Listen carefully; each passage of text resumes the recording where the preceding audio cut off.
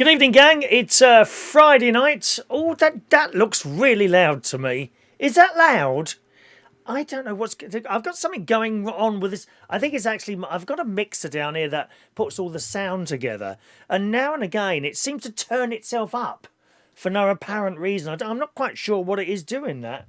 To be honest, I might have been blaring out. Was I blaring out at you then? I don't know. Anyway, good evening, gang. We're carry on regardless. It's Friday night, Friday the 14th of May 2021. A very good evening to you, and welcome along to tonight's United Kingdom talk back in Lincolnshire at the moment, gang. Yeah, it's a little thing there, and it flashed up all red then suddenly, and it seems to do that all on its own. Whether or not it sounds like that at your end or not, I hope it doesn't. Anyway, I hope it wasn't sort of blaring into distortion then for a moment. If you're in the chat box at all and you want to contact me, just send us a text message there, please. 07451 287 337 is my text number. Or you can send an email if you want to. The email address is chris@unitedkingdomtalk.co.uk. Whatever you want to do there, my loves. All right, is fine by me. It seems to be some sort of technical issue whenever I come here. Always. Never without fail. Today, it was my Amazon Alexas. So nothing really to do with the show. This volume jumping thing has been going on for some time. I think it's the old mixer that I've got next to me. I've got quite a lot of older equipment now, and it's starting to show its age. I'm a little bit like myself. Let's be honest with these things. A little bit like myself, okay? But the Amazon Alexas, they're not necessarily that old. But there's two of them in here. Only the little cheap ones, the little flat round ones. And I got up here last night and I was making a cup of tea about 10 o'clock last night. And I thought I'll have the radio on, and it was working. The radio worked through the Amazon device, so that was working. I was listening to Adam Croft. Actually, I was listening to Adam Croft, the very end of Adam Croft, and then I switched over to LBC. That was all working for the Amazon, and then it kind of went off. And I thought, oh, what's happened there? So I went over to it, and a little red light was flashing saying, can't connect to the internet for whatever reason. And anyway, I struggled with this thing, and it just wouldn't work. Then I went into the bedroom one, and that was exactly the same. That was flashing red as well. And it didn't work, just didn't work, right, until the next day. So now we're at this morning, and this morning neither of them was working either. And after my radio show this morning, I spent about 2 hours trying to get these damn things going to no avail at all. Eventually, I got the one, and I tried all sorts of stuff. I did a Google search, and sure enough, there were other people that had problems with their Amazon devices connecting to a 4G router. And it's all a bit beyond me, to be honest. Anyway, somehow, and I don't know how, I managed to get the one in the bedroom working again, and is still working. But the one in the living room, as I say, I spent 2 hours on that, sort of between 10 and 12 o'clock almost, trying to get this damn thing working. And then eventually I noticed that the router, something had changed on the router. I also noticed it needed to do an update, so I did that. And I mentioned this on the radio show, and kind people, some of you who were with us, I'm sure, this evening, mentioned a couple of things to try, which I had already tried. So I always appreciate what you suggest to me, but generally I've already tried all these things. And then I would looking at a way to completely clear it, factory reset, but I didn't do that. And what I did tonight was took it to my nephew's house to try that out, because it was Harry's birthday today. There's a little video coming up of a beautiful birthday cake that my nephew's wife made. So I set it up down there, and I got it working. Okay, so that's working. We got it to play some music, got it to tell the time and what have you. So that was fine. I've brought it back here tonight. So really, you've now got to reset it up from scratch again, and I've put it together, and it's working. So work that one out. Work that one out. These things are sent to test us, aren't they? And I was saying earlier on to my brother-in-law, all these computer things, sometimes I see some of the questions that people ask about computer-related stuff like software. And some of the ads that come up on Facebook now, fantastic new gadget on Amazon, and you look at this thing and you think, well, what does that do? What does it do? I haven't got a clue what this thing does. I've seen adverts for Pi computers, Pi, which appear to be little circuit boards. What can you do with those? And their answer is, well, what do you want to do? Well, what can you do? I don't know what you can do with these things. It's just a circuit board. Oh, well, you can put a USB on there. Or what for? It's just completely and utterly beyond me what all this stuff does. The software that I use to play out the music on the radio shows now, there's kind of two versions of it. There's a simple version, which I use, which I've mentioned to you before, is basically 10 CD players in front of you, and you put you choose your song and you drag it into the CD player, push the button, and it just plays, right? And there's another version which got all these clocks on that left. Oh, God. And I'm like, well, I don't understand that at all. And then you go on this help thing, and there's all these people asking questions about remote users and this, that, and the other, and I haven't got a bloody clue what they're talking about. It's like you might as well be talking to me in Chinese. Seriously, I have no idea what these people are talking about. Anyway, so the Amazon thing is working now, which I'm pleased about. And Gary, in his kindness, has given, I think this is Stacey's his wife, his old Huawei phone, right? Instead of my iPhone 8, which is looking pretty bad now, isn't it? It's quite old. It's got sellotape round the edges and all this. And this is a lovely phone. And so he downloaded some software onto both phones. And then the idea is the software on your old iPhone, the stuff on your old iPhone, is supposed to then go onto this phone. And generally it has done. But it doesn't take the password. So, of course, you've got all this stuff on there. And you can't use it until you put the passwords on. But that's not really a problem, because I've got my password list with me, which I carry.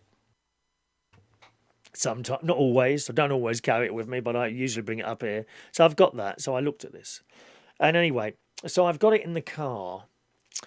And I managed to make a phone call from the car, but I couldn't do it audibly, I would say to this, Siri, I'd use the word.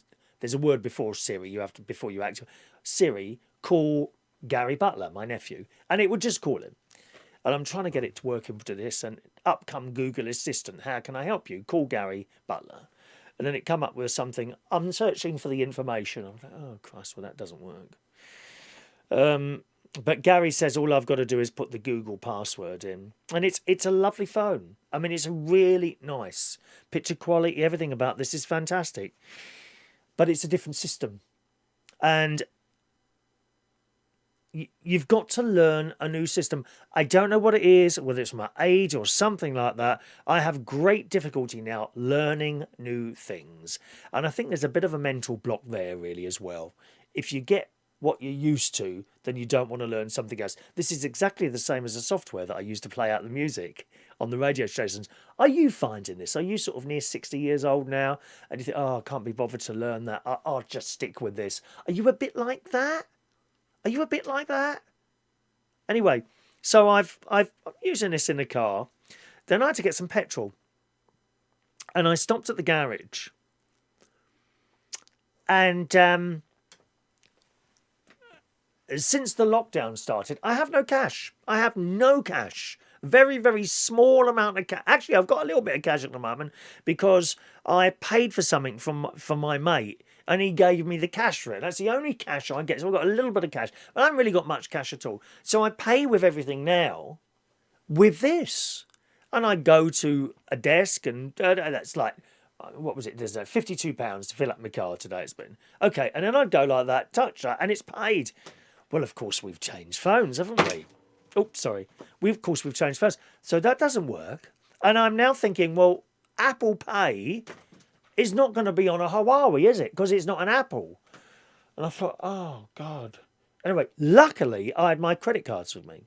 So I've put the credit card in the machine. And because it's been so long, I can't remember the number. I had three numbers in my head. It actually turned out to be the second one that I pumped into the machine. 1111 or whatever your one is.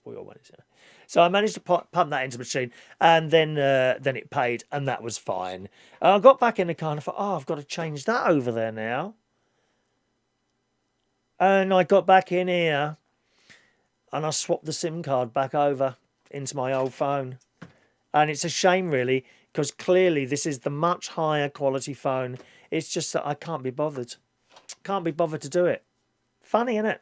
Isn't it funny how you turn out? You just don't learn things anymore. I don't know. So he'll be getting that back, and he might be watching this at the moment. So if he is, Gary, thank you very much, Gary and Stacey, for letting me try this. I know I've had it only 20 minutes. You see, I don't persevere. I've had it 20 minutes, and I think, it's so much easier to just pick this back up, put the SIM card in, and bang, you know what you're doing again. And so thank you very much for that, Gary, but you will be getting that back. All right, sorry about that. Thank you. And he sat there with me for half an hour, showing me little different bits and pieces. I do find life a real struggle sometimes, a real struggle. But there you go, it's one of those things anyway. So that's the news at the moment. Sadly, this is our last Friday night show, boys and girls. And the reason for that is we start the karaoke again next Friday. Now, a couple of people have been asking if we would be streaming the karaoke straight away. The answer to that is probably not. Probably not. However, I will be going down there on Thursday night, or maybe Wednesday night. Not sure what day. And looking first of all to check out obviously the event, the venue is the most important thing, checking everything's working there for me, and then secondary would be streaming the karaoke, and maybe we will, maybe we won't, maybe we will in the future. At the moment, the karaoke is going to be in the basement bar. They got a decent aircon in there, they got extractor fans, and they got a fan coming in, so it's decent in there. It is only a temporary thing. They hope to move upstairs back up to the main bar as soon as possible. But basically, there's a bit of an issue with sound up there. We've always had the issue, okay, but we've got away with it. The point is now, there has been no sound coming out of there for over a year, right? So once we start again, it could cause all sorts of issues. And that's the reason it's got to be in the basement bar at the moment. That being said, there's been an awful lot of interest, a hell of a lot of interest in the karaoke, both coming to me and to the venue itself. So we are looking at a fairly good night, and fingers crossed it'll be all right there. Okay, let's read some of your messages coming in this evening. And once again, thanks ever so much for your messages. If you're in a chat box, I'm not in the chat box at all. You can't get to me like that. You either need to send a text, top left-hand corner of the screen, or send us an email, chris@unitedkingdomtalk.co.uk. The text number's always up there, 07451 287 337. All right, 07451 287 337. Also, I have to tell you, I dropped the quality of the programme coming from here, from Lincolnshire, ever so slightly. You may or may not have seen a difference. Don't know.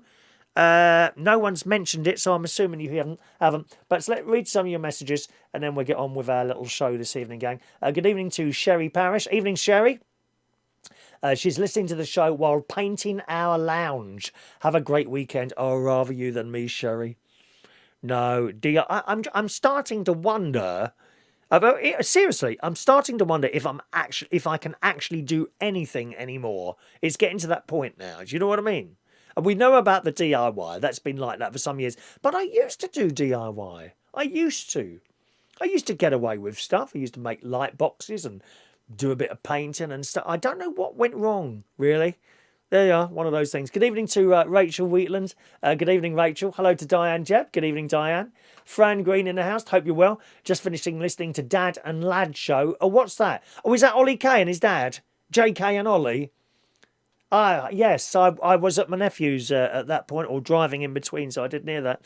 I would have listened had I had, because of course I can listen to Reach on here, but it's not set up on here, and I had that on the car.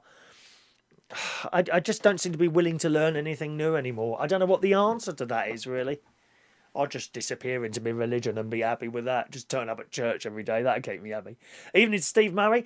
He said, have you lost weight, looking skinnier than usual? No, not at all.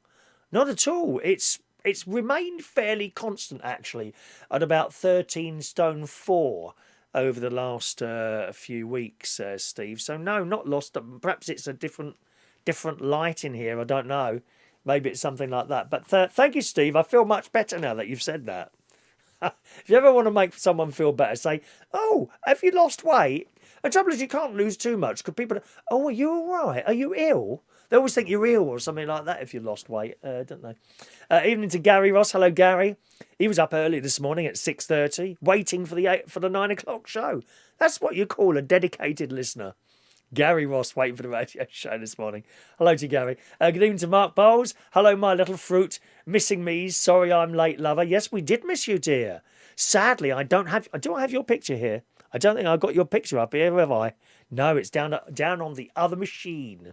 Down on the other machine. I'm talking of computer machines. I don't know if you noticed, those of you that were there for the warm-up music, suddenly this froze. This computer froze completely. Just stopped. Perhaps it's jinxed. Perhaps this place is jinxed. I don't know. Hello to you, Mark. There's Ollie K. Hello, Ollie. There he is. I'm late. I just had a show on Reach with JK. Dad and Lad show. That's great. A Dad and Lad show. Now, who's ringing before even the phone lines are up? The phone lines aren't even open yet. Who's that? Ray? Yeah, I just tuned in, so I thought I must phone to see how you are. Hello, Ray. How are you? All right? Yeah, my day off today. So I just saw your lovely pictures. I thought I must phone to see you. I miss you. It's the lovely Ray from Morrison's. How are you, Ray? Yeah, your picture, you look so much younger. Every time I see your photo on Facebook, you look so much younger. What's up with you lot tonight? You look thin, you look young. What's you all after? You after a free entry or something into the pub? You always look young, you're beautiful. You lot are all up to something tonight, saying all these nice things. It's too much. Too much, dear. Have you had your vaccinations yet, Ray? Yeah, I had both of them. I could always send Gemma Collins to see you. You said what? I could always send Gemma Collins to one of your shows. No, dear, don't bring her down, for Christ's sake, love. Don't bring her down. That being said, there's no stage. I think we're all on a flat level. You know the situation with the karaoke, do you, Ray? Yeah, I heard you saying about the sound downstairs. Oh, the sound's fantastic. It's a brand new sound system. What about all your equipment? How did you get that up and down the stairs? All I turn up with is a laptop and some microphones. That's it. Right. The sound system. Yeah, the sound system belongs to the pub, not me. Right. Did you used to be your sound system, or was that all the pub upstairs? No, that wasn't mine either. No. I mean, I bought bits and pieces, but not a whole sound system. No, that all belonged to the pub. No, but it will be downstairs temporarily until we can get the windows sorted upstairs. That's what all that's about. Okay, so I don't know what you like with stairs. Unfortunately, we wouldn't be able to get a wheelchair down there. However, I don't need a wheelchair. Yeah, I know you're not in a wheelchair, but we wouldn't be able to get a wheelchair down there. That being said, the upstairs bar is still open, so people who have difficulty with perhaps moving about a little bit can still go in the bar upstairs. But very sadly, we can't, and we can't put a lift in either because the building's too old, unfortunately. So we're a little bit stuck with that. Unfortunately, you wouldn't be able to get Katie Price downstairs. Oh no, she's got a bad leg, hasn't she? Katie Price, she's got a bad leg as well. Dear me, we're all falling apart here, Ray. What's wrong with you? I don't really care. I mean, Katie Price, well, I've got no time for her or Gemma Collins. I think you're their biggest fan, aren't you, my love? As well as Steve Allen is. He's really been slagging them off this week. Oh, do you know, I haven't heard Steve for ages. He's okay now. Is he better now? He still sounds a bit bad. I mean, the other day, after Brit Awards, like, he really slagging off Gemma. Why was she there? Like, she looks like a bad drag queen. Well, she does. She does. You know, I don't understand why she's constantly pushed forward. I want to see someone with talent on the television. You know, and there's plenty of young people out there with lots of talent, but because they're not right up the right people's arses, they don't get anywhere. It's as simple as that. It's as simple as that, you know. She's been chosen to go to be on this, like, mega stardom, and there is no talent whatsoever. I've said it time and time again. I don't actually... I agree. Believe it or not, I dislike very few people. I don't really, I just don't get it. I don't understand why someone, and also, I have to say, she's got thousands of fans. I don't get them either. How could you want someone on the telly with no talent whatsoever? It don't make any sense. Well, every time I see her, I just turn over because I'm not paying money for any channel. I'm not wasting my time watching someone who I can't stand, Yeah. who's done nothing to help other people. She treats people like dirt. Ah, well, I wouldn't know that. But all you can go by is the stories in the newspaper, you know. I don't know anyone that she's treated like dirt, to be honest, or anything like that. But all you can have is sort of an opinion of what she's like. Do you know what I mean? Yeah. Whether or not she's like that or not, I don't know. Like a diva, everything's on her terms. The whole world revolves around her. Yeah. Me, no one else. I can imagine you could be a little bit of a diva, Ray. Maybe we all got a bit of diva, but we know how to speak to people. Like after these years, working in the public eye, we know how to treat people properly. Well, you mean you know how to keep your mouth shut like I've had to do all these years? The trouble is I tend not to keep my mouth shut anymore. I've had enough of it all. I just speak what I see now. I just say it. I just say it, and it upsets people, but there you go. That's one of those things, you know. We was yesterday at work. I had this lady, an old lady I helping. She went up to her manager to say how sweet I was because she's got a bad hand, her husband's got a bad hand. So I kept stopping the belt just to help them pack it away. They wanted. She said, "You're really sweet. I'm so pleased. I always wait for you because you're so sweet. You help me wonderful." Oh, that's nice. That's nice. You know who else is popular in his supermarket? I don't know if you know him. Paul. He used to come into the Black Cap a lot. Paul. He had glasses. Just lost his father a little while ago. I might know the story. He's in Waitrose, and he tells me he's always got this massive queue at his till, and there's no one at the other tills because people just like to talk to him. You wouldn't be allowed to do. You wouldn't be allowed to do that in Audi. No. I get a lot of European men at my till. I like that. I bet you do. Anyway, Ray, lovely to talk to you. And you'll speak to you soon. Cheerio. Bye-bye, Ray.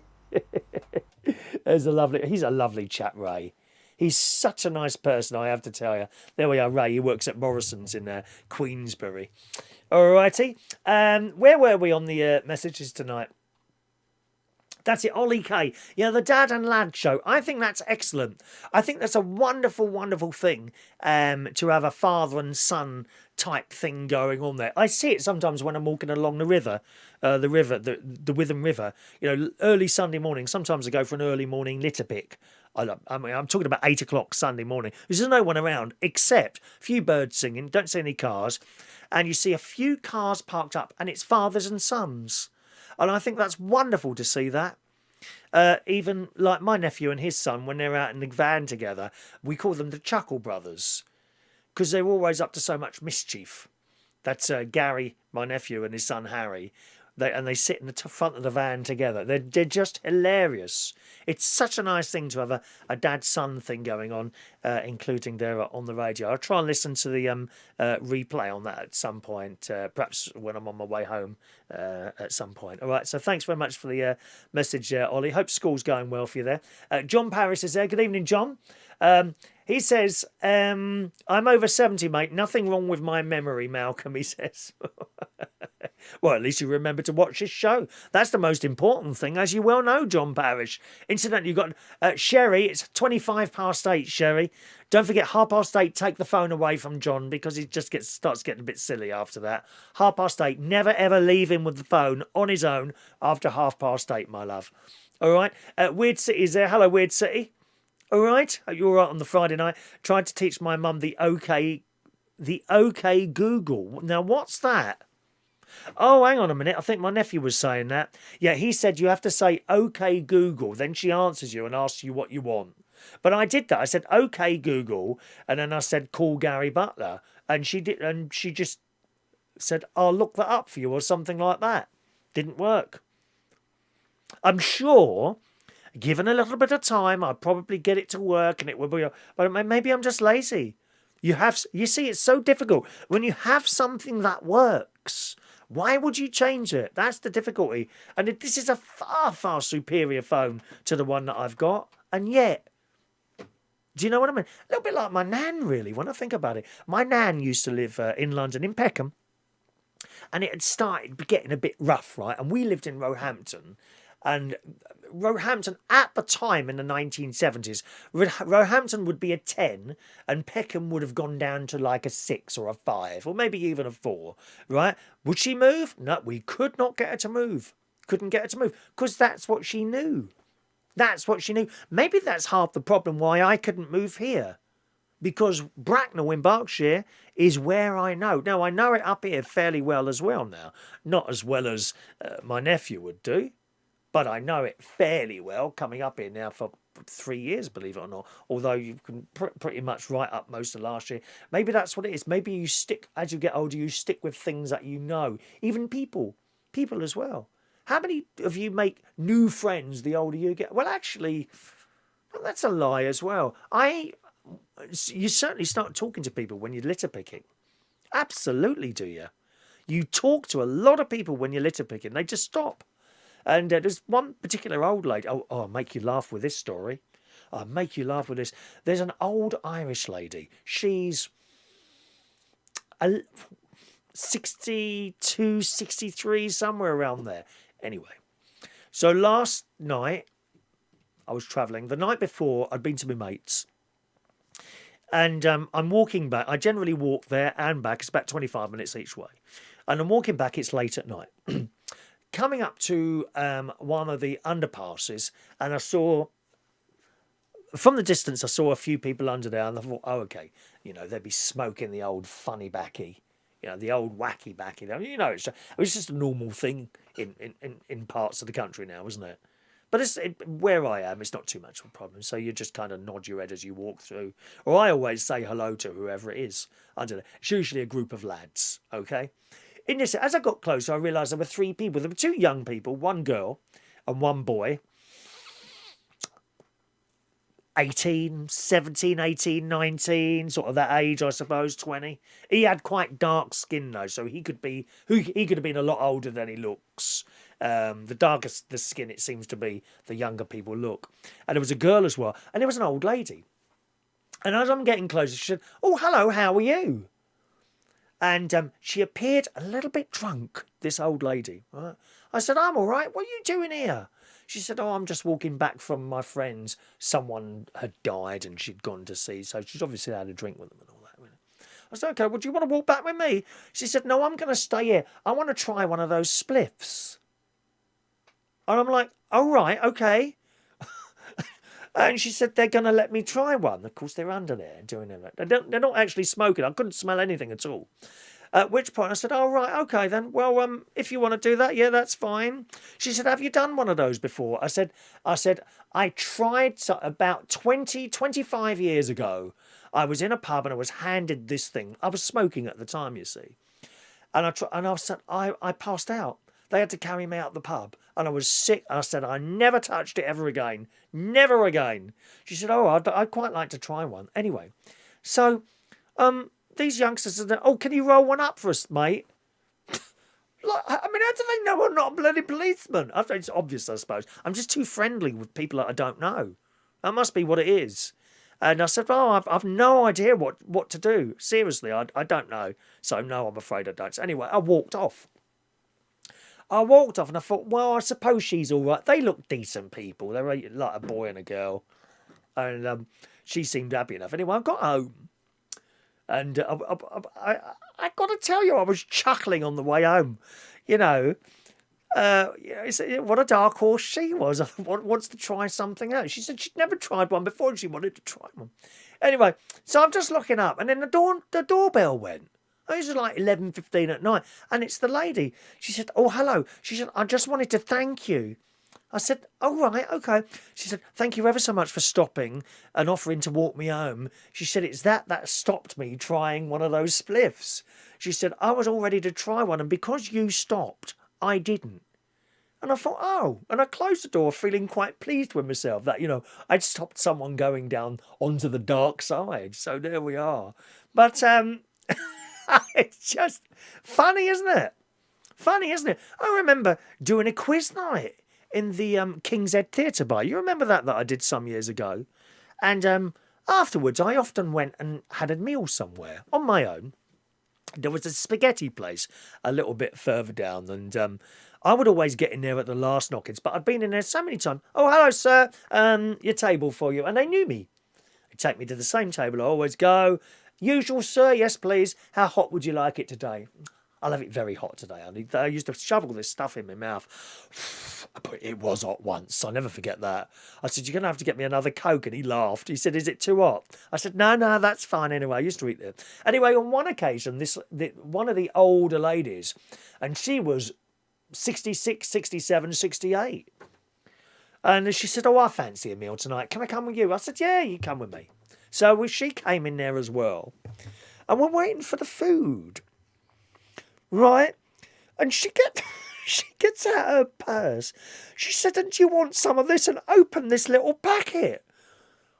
And I'm like, what? And I said, I don't really do anything like that, I'm afraid. Oh, okay. Well, I'll see you in a minute. I'm just disappearing into the toilet. This isn't Islington, is London. One of the champagne socialists. You couldn't make it up, could you, really? So next time you go and visit your nan or your granddad, you wonder what he's up to, all right? Shocking state of affairs. Unbelievable, isn't it? Anyway, Weird City. Let's go back to Weird City Citizen, who says, tried to teach my mum the OK. How the other half lived here. Am I missing out here somewhere?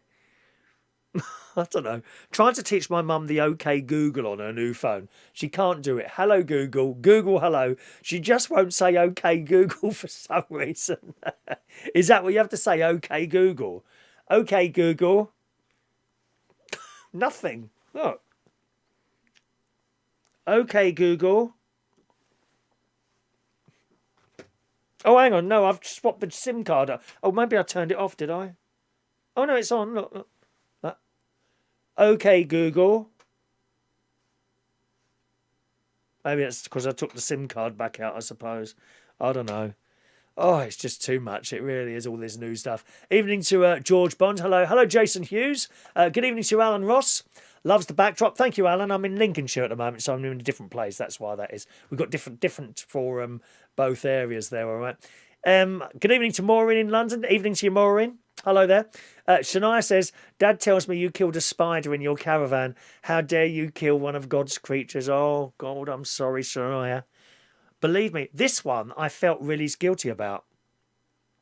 I really did. Did he tell you what happened? Did he tell you? Basically, I was in the kitchen, making a cup of tea. The kettle's on. It's a caravan kettle, right? A camping kettle. So it takes a bit longer than a normal kettle. Not hours. To boil a kettle probably takes about 8 minutes instead of like 3. Okay? Anyway, I'm doing this. And suddenly this black spider, it weren't even big. I won't lie, it wasn't even big. But it looked like it had the potential to become massive. And I know in my nephew's house, he has massive black spiders run across the carpet in there. Really big things, okay? And it looked like it could become big. Anyway, while I was doing it, I suddenly saw this little black spider, not with a small body, it had quite a large body, okay? And it was jet black. It was just all black. It suddenly ran out from underneath the freezer and stopped dead in front of me. And I'm like, it's looking at me and I'm looking at it. And what came into my mind at that point was the spider's run out from the freezer to see what's going on and realised it had stopped where it shouldn't be. And that actually went through my mind. You know, it's like if you were in the jungle and you were walking past a tree or something like that, and this lion jumped in front of you, you will know that you were somewhere you shouldn't be. And that's what I thought that the spider had suddenly thought to itself, and it didn't know what to do. and I took the opportunity. I'm sorry. And do you know, that's got to be the first time ever I felt guilty about stepping on a spider. And my God, did I. Isn't that funny? It knew. It's like it knew. There's no going back now. Shania, please say a prayer for me. Please, I want you to inform Bishop Philip on my behalf. I know. Good evening to Paul Brown. Hello, Paul. Who says, evening, Paul. How are you, Paul? Good day. He says, good after day. That's a good one. Maybe now mass house arrest is we can meet for that catch-up coffee lunch we've threatened to do for ages. Love, little Paul. I would love to, Paul. Believe me, I'd love to. I'd love to. You haven't aged either. I've been looking at your Facebook little photo. You haven't aged either. Are you 40 now? You must be 42, something like that. He says, that should have read, house arrest is almost over. House arrest. Are you under house arrest? Hello to Richard Morris, who says, who ate all the pies, you fat? Is the word... No, I can't say it. Not on the radio. Not on the telly. Not on the telly. Who ate all the pies? You did, you fat something. Git, shall we say. He says, seeing as everyone's saying you're looking so thin, I thought I'd be honest. Say me old fat puff I am. How rude you are, Richard. Won't be any birthday cake for you, mate. I've got a lovely birthday cake to show you in a minute. Harry's birthday cake coming up, okay? Rachel Wheatland's wishing happy birthday to Harry today. Hope you had a lovely day. And happy birthday as well to Glenda, whose birthday it was today. Glenda's birthday today. Yes, indeed. Blender's birthday today. Humpty Vectis says, hi, Chris. Don't worry, you look like the same old internet radio presenter you always do to me. Love, Humpty. How rude. Good evening to Luke Trott, who hopes we've had a good day. Hello, Luke. A little bit late today, but never mind. You're there, dear. You're there. Evening to Amelia Phillips. She's got a second vaccine next Friday at 4 o'clock. Well, I had my second vaccine on Tuesday. Wednesday, I was really tired. Found difficulty doing things. By Thursday, I was completely back to normal. So there we are. Vera loves the clock. Thank you, Vera. That was a present, actually, from my mate some years ago.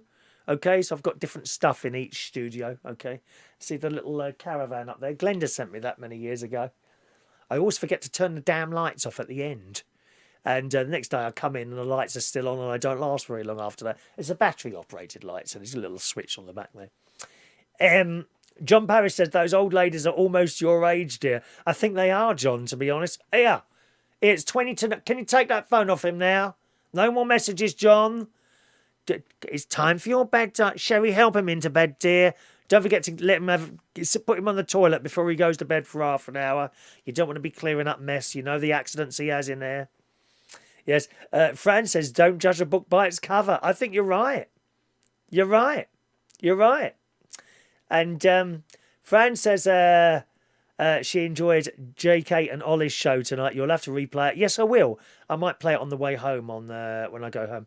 How pleased would you be to get it sorted? Determination is not like you have to do it in a day. Just take your time. What, with this phone? Yeah, I mean, to be honest, I can swap the SIM over, you know, at any point and carry on with that one. And when I get fed up trying to work that one, put it back in the old one. I mean, I could, but I don't know. I don't have much determination anymore to do things, really. Paul says, how very dare you? I'm 40 in August, though I'm still only 17 when I first went to the Black Cap. Yeah, well, you weren't the youngest one in there. Do you know, I have people messaging me now, you know how people disappear for years and years. You never see them. And suddenly you get a message out of the blue. Happened again the other week. From one of the people that used to belong to the gay youth group that was in Camden. And a lot of them used to come into the pub. And he was like, I think he was 17 at the time. And of course, I think the legal age was it 18? I think it was 18 at the time. And even my friend Gareth, he says when he first met me and he was going in a pub, he was 14. How do they get in a pub at 14? It's unbelievable, isn't it? I think it would be a lot harder these days. I really do. There's all sorts of checks. No one really bothered in those days, did they? You know, people just used to go into pubs. And I think I went into a pub. I think I probably was 16, I think, when I was in a pub first, 16. But there are younger people. I think actually the girls can get away with it easier than the boys. Boys tend to look their age, I think. Don't you? Don't you? Not all of them, most of them. But girls can like do stuff to them, can't they? To their faces, like with makeup and that, and make them look older than they really are. But it's not good, really, is it? You know, like 14-year-olds in a pub. Anything dodgy people in there can happen to them. Ollie K says Mark Bowles is probably under house arrest by his girlfriend, so he doesn't get action. So he don't come round and visit me. I think that is the case, Ollie. I think he would, given the option, to be honest. I think he would. Once again, if you're in the chat box, gang, I'm not in the chat box. To get a message to me, please use the text message number at the top there, 07451287337, or the email, chris@unitedkingdomtalk.co.uk. Danny Woodhouse, now he had a rough time with his coronavirus injection, but he's okay now.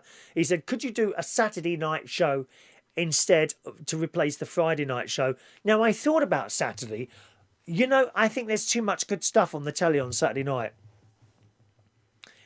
Certainly come the autumn time there will be. There always is. There's too much stuff on the telly on a Friday night. So the options are, where would you put the other show? You know, so we got Monday, Wednesday. You couldn't really do Monday, Wednesday, Thursday, or Monday, Tuesday, Wednesday, and then nothing Thursday, Friday, Saturday, Sunday. That kind of doesn't really make sense. So I'm not quite sure. Someone has suggested changing the days completely so that you've got one day and two in between. So Sunday, Tuesday, Thursday. Now that kind of makes a bit of sense. Sunday, off. Tuesday, off. Thursday, off. So that kind of makes sense. I think Saturday is probably the worst show you could do a nighttime show, simply because of the stuff that's on the telly on the Saturday night. You know, all the big guns come out on a Saturday, don't they? And some of them on a Sunday as well, to be fair, though. That 9 o'clock time slot on BBC One on Sunday nights has usually got a good drama on there, isn't it, somewhere? So someone said Sunday, Tuesday, Thursday. So definitely this is the last Friday one, because we're starting the karaoke back at the pub, but we'll have to see. There's Adam the plumber. Hello, Adam, who says, good evening, Chris. Very first time I went to the Black Cap, I was 16, you see. And I've known Adam for years. I didn't know he was 16 at the time. I was 27 when I started that job at the Black Cap. 27 till 40, 45. 27 to 45, that's a good gig. 18 years in one place, that's a good gig. You know, it bought me my house, that place. 16, you know. What's the youngest? Ollie, do you go in a pub? I bet you do with your dad, do you? Or not? I bet you haven't been in a pub on your own. What's the youngest? Is there anyone here that was really young when they first went in a pub on their own and got away with it? I didn't. I'm sure I was 16. I'm sure I was 16, and I was I was in a gang show. It was like a scout show that I was in every year. And after that, after the rehearsals, they all used to go to the pub, and I just kind of tagged along with them. I got away with it as well, you know. But I think it's a lot harder now. You've got door staff and all that. So you never used to have door staff in pubs, you know, let alone holiday venues. So they got door staff in Haven Holidays. You know, and it's sad, really. When we was going to Pontins, there was no security staff walking around. Didn't need it. People knew how to behave themselves. Not anymore, they don't. Awful. People are awful these days. Awful. Ollie says, it's better then because Gemma Collins has gone home to eat more food.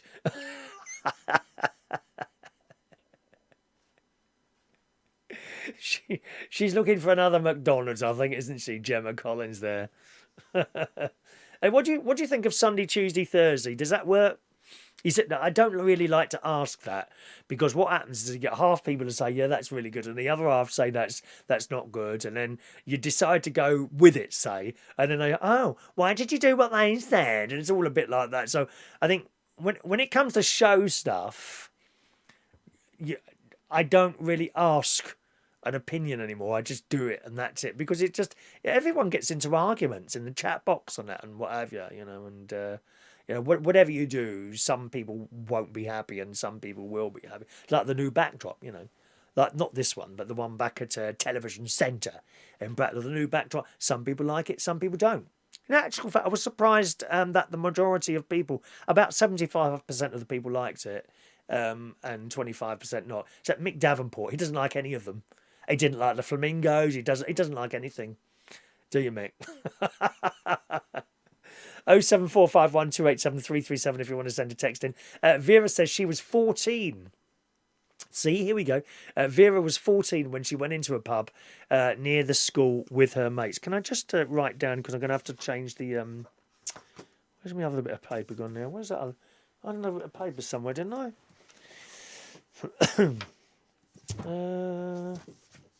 Is it there? There it is. There it is. Is that it? There it is. Oh, yeah.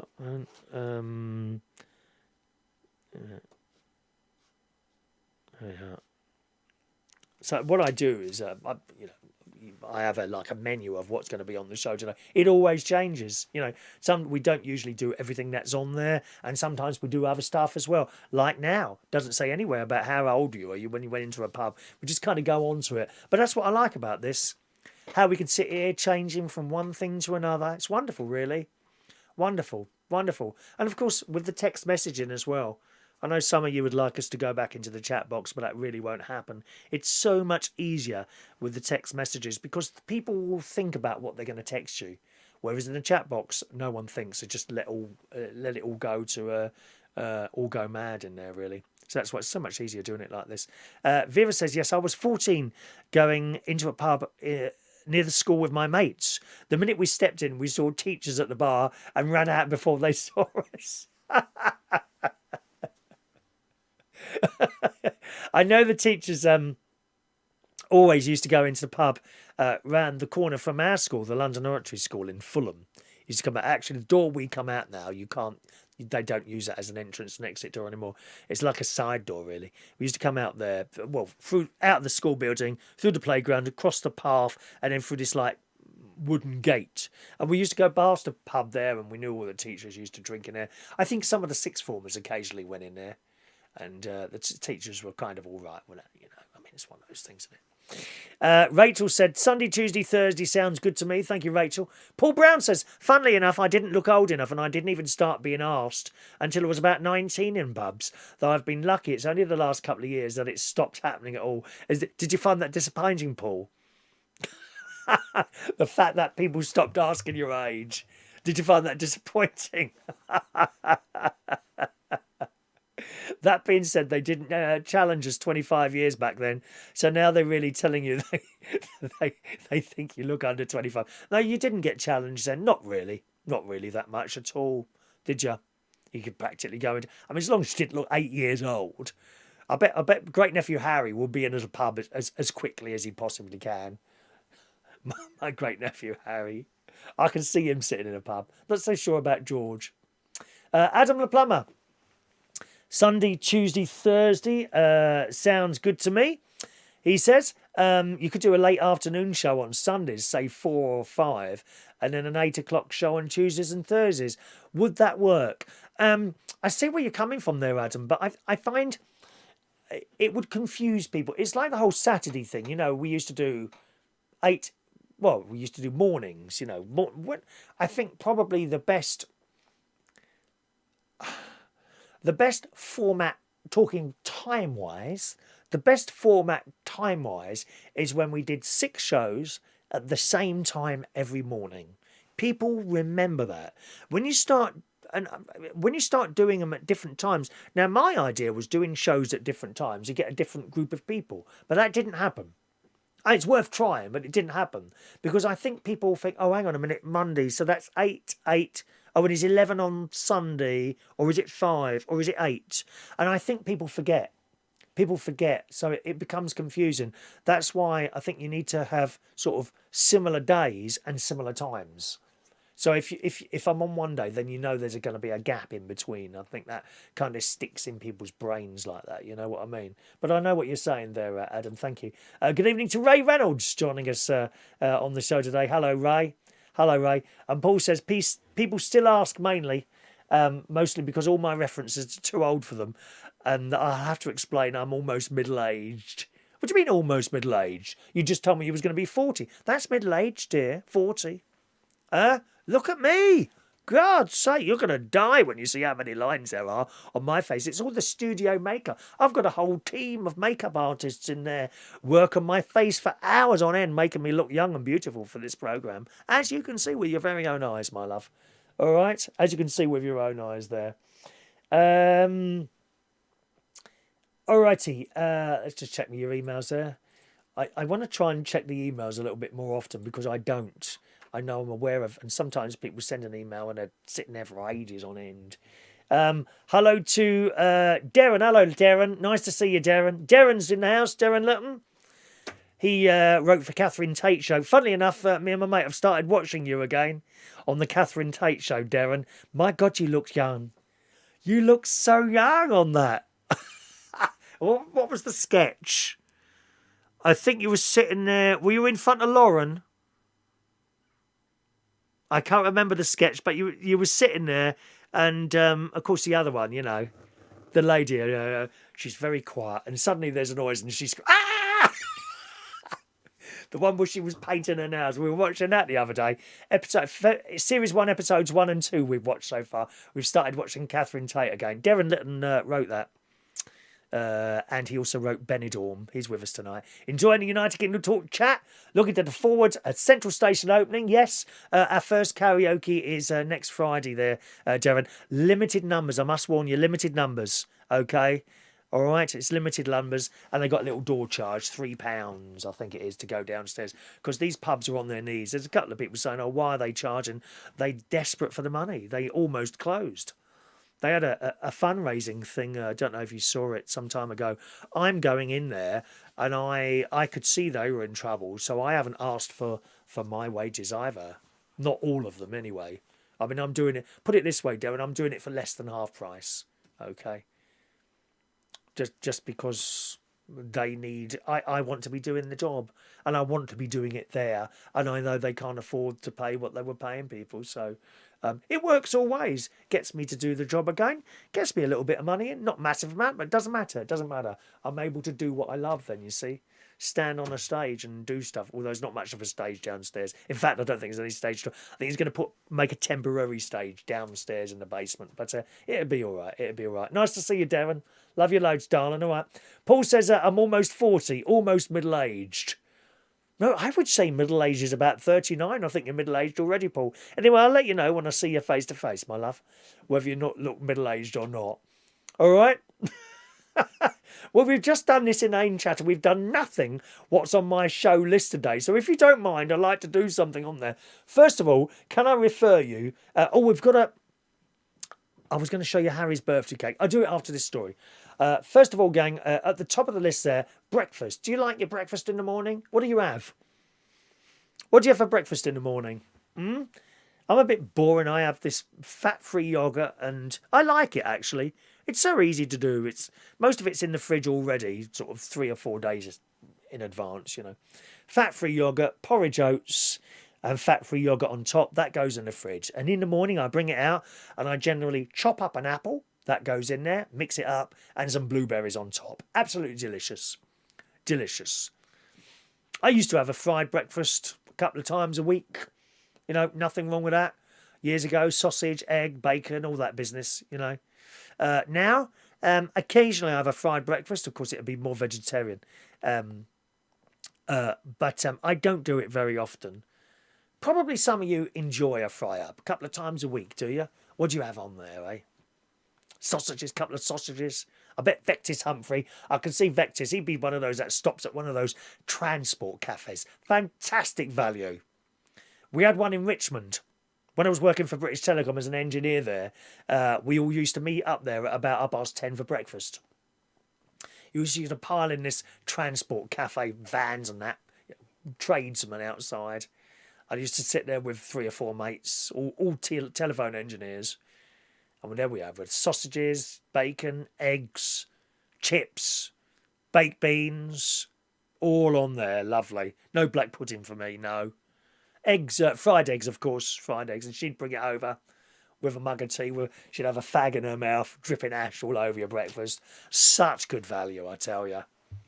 And you weren't hungry at all after that. Oh, it was... I remember that. The smell.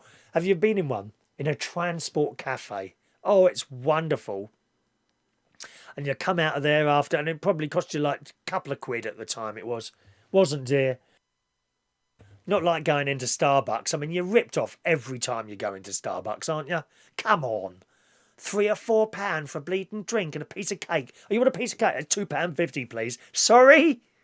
Don't think so, mate. I'm all about value for money. I'm not tight. I'm about value for money. When we went to the garden centre the other day, the bloke outside there, he's taking the mick with the ice creams. £4.20 for an ice cream? I beg your pardon? Don't think so, mate. I didn't buy one. I refuse to buy one. I will not be ripped off. You go down Skegness here, big ice cream, £2.50. That's all it is. Maximum. For a big one. Normal size one's about £1.50. Trawler's catch. You know, fish and chips, I know, £5. Very reasonable. But those transport cappies are very good value for money. They always were. I don't know what they're like now. I haven't been in one for a while. I think most of them are closed at the moment. There's one in Bracknell, actually. I think I've been in there once. At the bus station. Why is it there? For the bus drivers. But it's open to all, and you can go in there and have your fried breakfast and all that, you know. But how about something a little bit different? Let me show you this picture. What do you reckon on that then for fried breakfast? Recognise much on there? Couple of scorpions perhaps? And what about those big things on there, top left-hand corner? Can you see those? Any idea what they are? Any idea? Rachel texts in she doesn't eat breakfast. George Bond likes black pudding, bacon, tinned tomatoes, bread and fried egg for my Sunday breakfast. Oh, I nearly forgot that. Yeah, the fried bread. Oh, fried bread. How much do we like that, eh? Fried bread. Like the fried bread. When we would go to Pontins, that was always a fried breakfast in the morning. Well, it was everything. You'd have the cereal followed by a fried breakfast. Proper old meal they used to do at Pontins. Don't think it's the same anymore. Wonderful food. Back in the 70s. Fantastic food at Pontins holidays. All in, you see. All used to come in these beautiful silver platters, and we'd share a table with another family. They'd put you with another family. Me, my mum and dad and my sister, all on that table, and there'd be on the other half of the table would be another family. And it was a good way to get to know people. Food was amazing at Pontins in those days. Amazing. Really. But you saw the picture there. And the story goes, in The Sun, maggots should replace meat at mealtimes to help solve world hunger, according to grub experts. Now, I would consider maggots meat anyway. It is a form of meat, isn't it? Maggots. It's a living being, isn't it? That's what they're saying. Maggots. Have another look at these maggots on there. Top left hand. Look, they're maggots, they are. And do you know, I'm pointing at the TV screen like you can see me. What about the scorpions there? God's sake. I mean, I don't suppose it's any different to eating crabs, is it really? Crabs, scorpions, that's all the same, isn't it? Maggots should replace meat at mealtimes to help solve world hunger, according to grub experts in The Sun. The future of the human race will depend on new types of cuisine, including fly larvae, researchers believe. Fly larvae. Now, if you've been watching Snowpiercer, anyone watch Snowpiercer on Netflix? You remember the people in the back, in the back carriages? They were like the lowest of the lower class people. That's what they were given to eat: crushed up flies put into a machine, and it made this black jelly stuff. It looked absolutely vile. But is there any difference between eating flies and maggots than there is eating fish and fish and chicken and stuff? Oh, coming back from nephews earlier tonight, I had to stop the car. Chickens in the middle of the road. And they wouldn't move. They were funny looking chickens. They were black. Completely black, these chickens, and an unusual shape. And I'm like, sitting, come on, girls, over you go. This chicken's just in the middle of the road looking at me. I edge forward slowly, trying to watch where they are. I love chickens and hens. I love them. I talk to them. Come on, girls, out of the way. They're along the riverbank. They're usually down in someone's garden, but somehow I suppose they're all right. No problem at all, is it? See, the sad thing is there's some horrible people out there that wouldn't have stopped. Wouldn't have stopped. There's an awful YouTube video of some nasty cow in McDonald's. And she saw these ducks. There was ducks, weren't they? Ducklings or something. She just carried on and drove over them. Horrible people. Mind you, is that any different to me crossing that spider? You could say that, couldn't you? It says that in The Sun, although traditionally vomit-inducing maggots will be needed as mass-produced meat and veg come under threat, they say.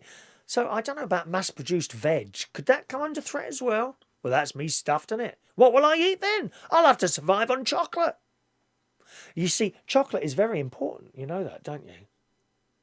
Listen, there was no chocolate for dinosaurs to eat, and they all died out. So eat chocolate. It's very important. Think about it. Was there any chocolate around when dinosaurs were here? Did anyone make chocolate then? No, and they all died. Now we've got chocolate. Here we still are.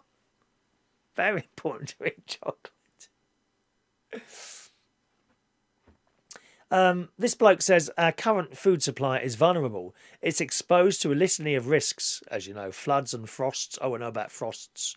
Do you know, I've got 2 hydrangeas outside the front here, and they're both dead. They came back the first year, they came back the second year. This year, I think what's happened, there are some, they looked like they had green bits. I think what happened is that it came back to life again, and we had a hard frost and it killed it again. So I'm not quite sure what to do with that. Funnily enough, a couple of caravans down, just around the corner, I spotted what looked like a dead hydrangea with a few bits of green on there. And this woman's outside. She's doing her plants now out there. And I said to her, is that a hydrangea there? Excuse me. Is that a hydrangea there? She said, oh, yes. I said, mine too have died. She said, well, I thought that was dead, but it's come back. She said, I'd leave it and see what happens. So I'm going to leave them. I was ready to pull them up, but I will leave it. She said, whatever you do, don't cut it back. Never cut back a hydrangea, because if you do that and it comes back, you'll get no flowers. Never cut back a hydrangea. Anyway, back to this. It's exposed to a litany of risks: floods and frosts, droughts and dry spells, pathogens, parasites. To future-proof our food supply, we need to integrate completely new ways of farming into the current system. They're talking about insects. How about a nice wasp-flavoured ice cream? Wasp-flavoured ice cream. Gives you a sting in your throat as you go down. Huh? You like the idea of that? It says insect breeding greenhouses reduce exposure to the hazards of the natural environment, he said. They can also reduce reliance on global supply chains because they can be mass-produced almost anywhere. Now, I've seen, certainly around here and on my journey back to Berkshire or London, depending on where I'm going from here, you go along these roads and there's these massive greenhouses everywhere. You know, acres and acres of greenhouses where I suppose they grow tomatoes and stuff like that, don't they? But they say you could use it with the insects. Well, you know that. You know that, because if you've got plants in a greenhouse and the insects get in there, they multiply so quickly. Out comes all that dodgy spray stuff you have to spray. Watch out for lily beetles. Don't let me tell you about that again. Fungus and seaweed could also become more popular. Well, I like mushrooms. Great-nephew George doesn't like mushrooms. He doesn't like the texture, apparently. I quite like mushrooms. Seaweed? Well, I've not tried seaweed. Perhaps I should. I might go down to Skegness later, actually, and pick up a bit of seaweed. What do you do with it? I mean, surely it must taste a bit salty, mustn't it? Or do you just wash it and that's all gone? I don't know.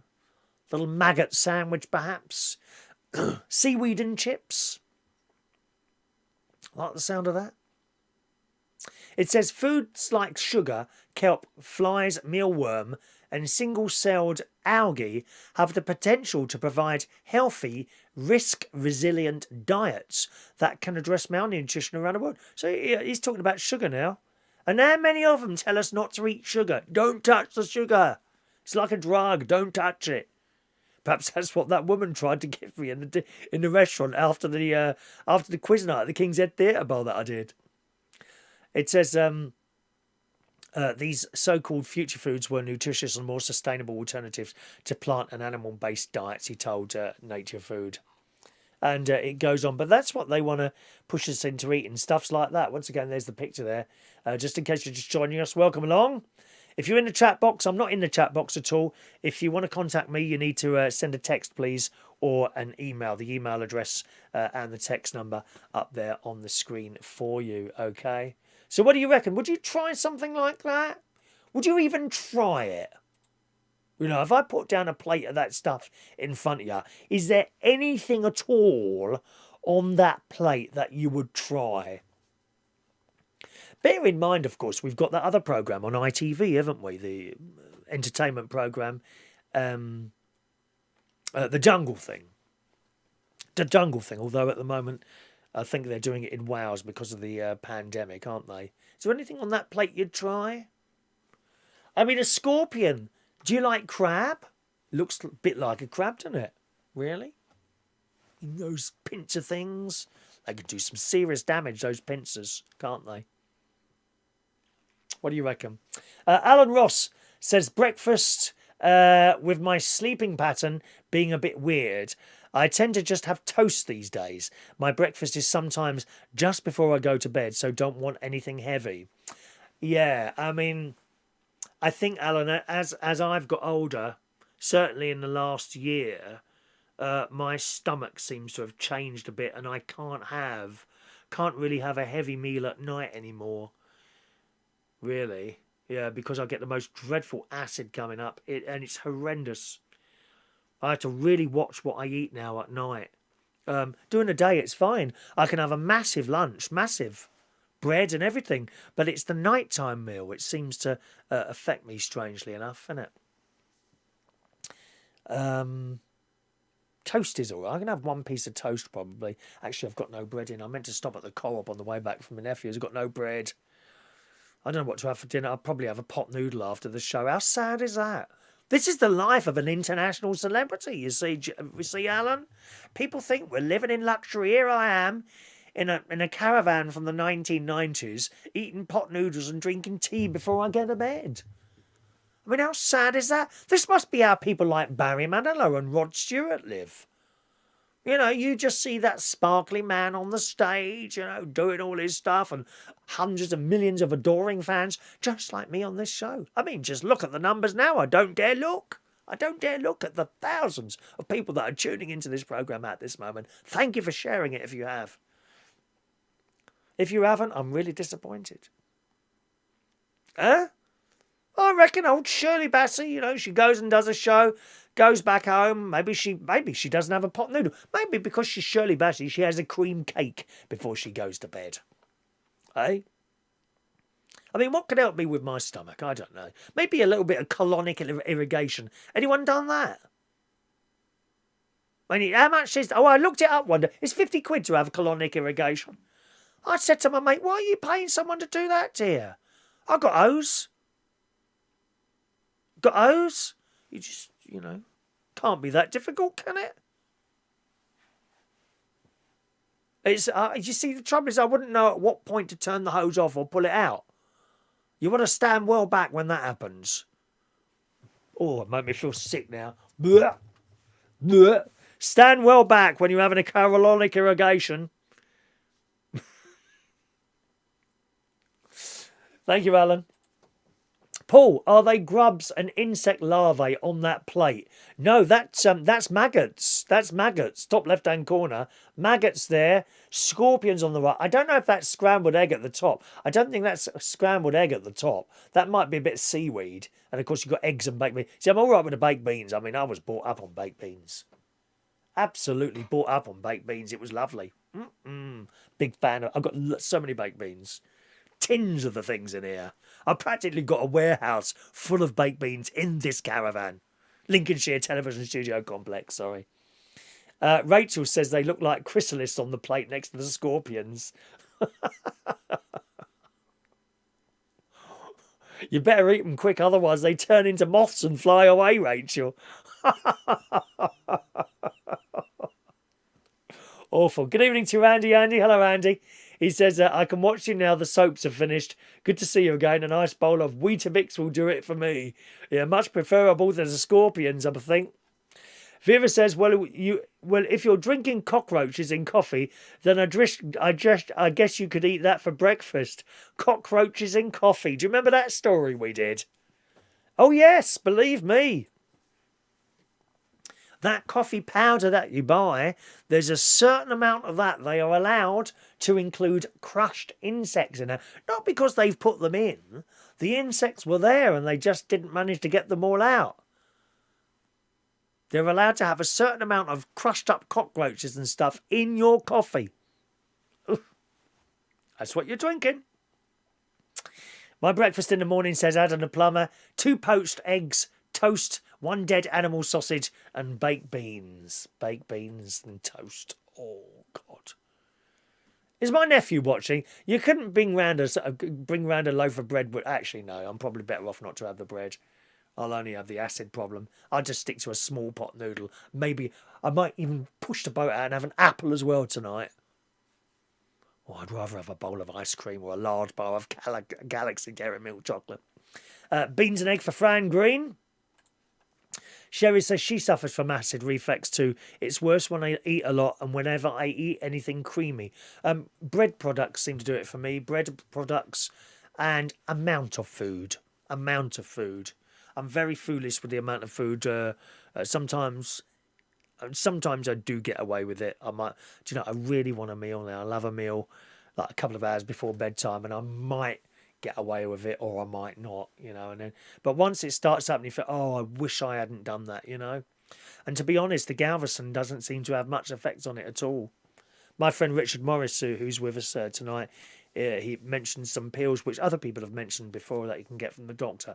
But I'd rather not have to take the pills in the first place, I'd rather take action on what I'm doing rather than taking pills to combat so that I can carry on what I'm doing, That's just how I am.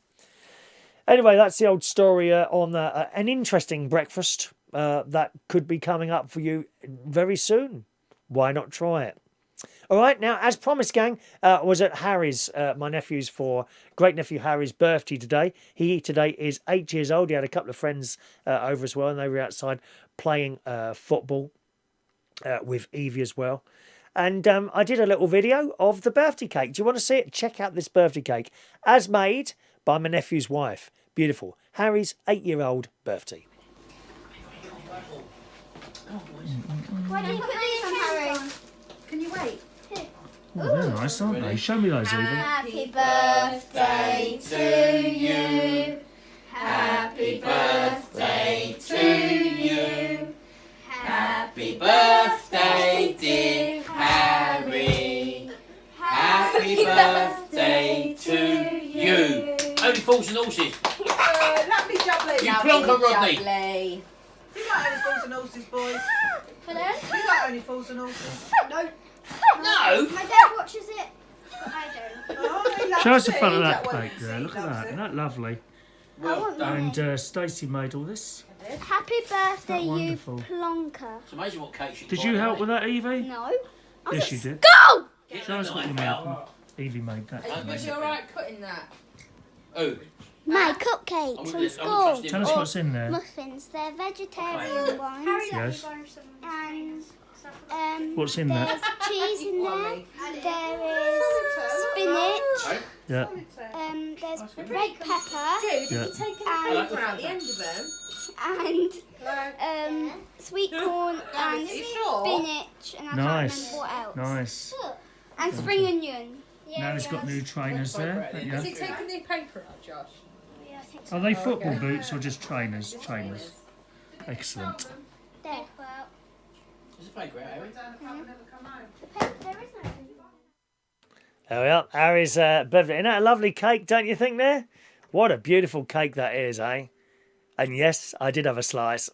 Chocolate cake. Very tasty indeed. Again, with cakes, it's the same as bread for me. I can't have too much cake, but that's Harry's birthday cake, and very delicious it was too, I'm pleased to say. We've got a phone line open now if you want to call in at some point. 020 8144 3477 is my local London phone number. Carry on texting.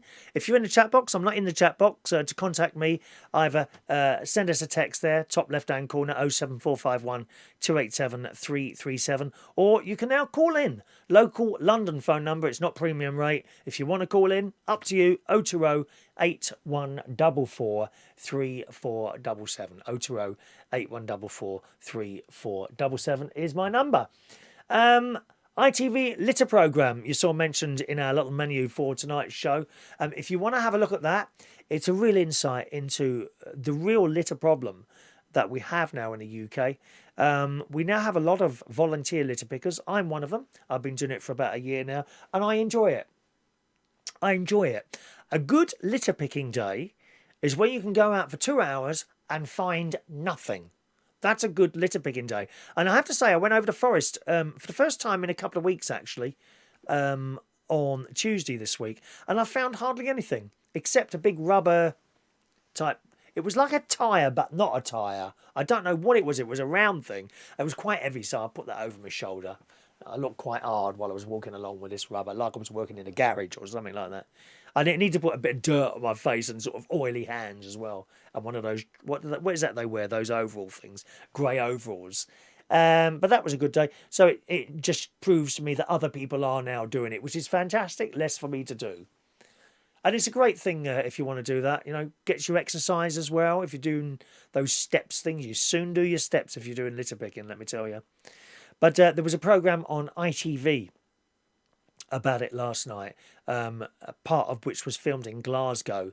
And it was just unbelievable how much litter are on the streets of Glasgow. And they've got some sort of environmental conference on there soon, I believe. And I said, well, what sort of message is this going to send the people who are coming there for the very conference about talking about litter? You know, and it's quite right. And this lad, who didn't appear to be Scottish at all, he sounded like he'd come from London, actually. This lad had took it upon himself to start collecting litter, and he was surprised how much he found. Of course, it's much worse in cities than it is in towns, and worse in towns than it is in the country. It's not too bad here at all.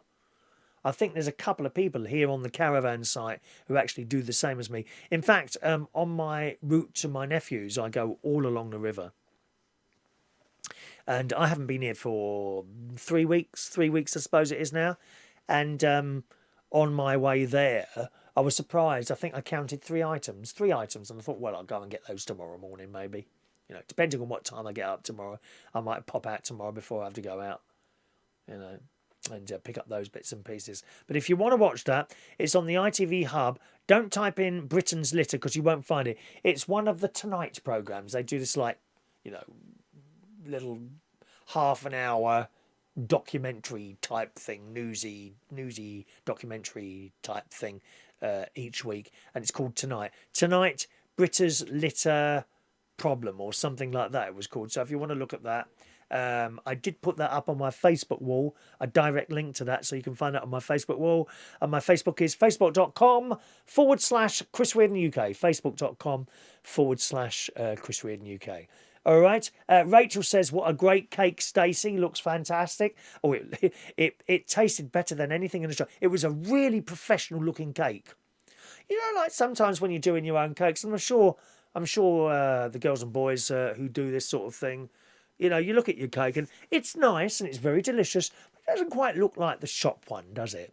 Well, believe me, this looked like it had come, when you cut it and looked at it, it looked like it had come out of a very high-quality cake shop. It was perfect. And she's done all the little bits around the outside, you know, the chocolate, I don't know what you call them, like when you got like a bag of chocolate and you squeeze, little, like buttons almost around the side, but not buttons, more like a starry shape type thing. Oh, so nice. So nice. You saw it was stacked up there. I thought that bit on the top was for me to take home. Sadly, it wasn't. Very disappointed.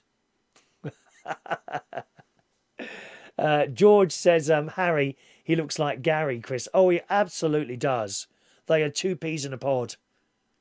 Gary and his son Harry. Two peas in a pod they are. John says, lovely family Martin has.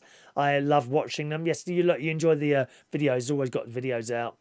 He was, what was he talking about?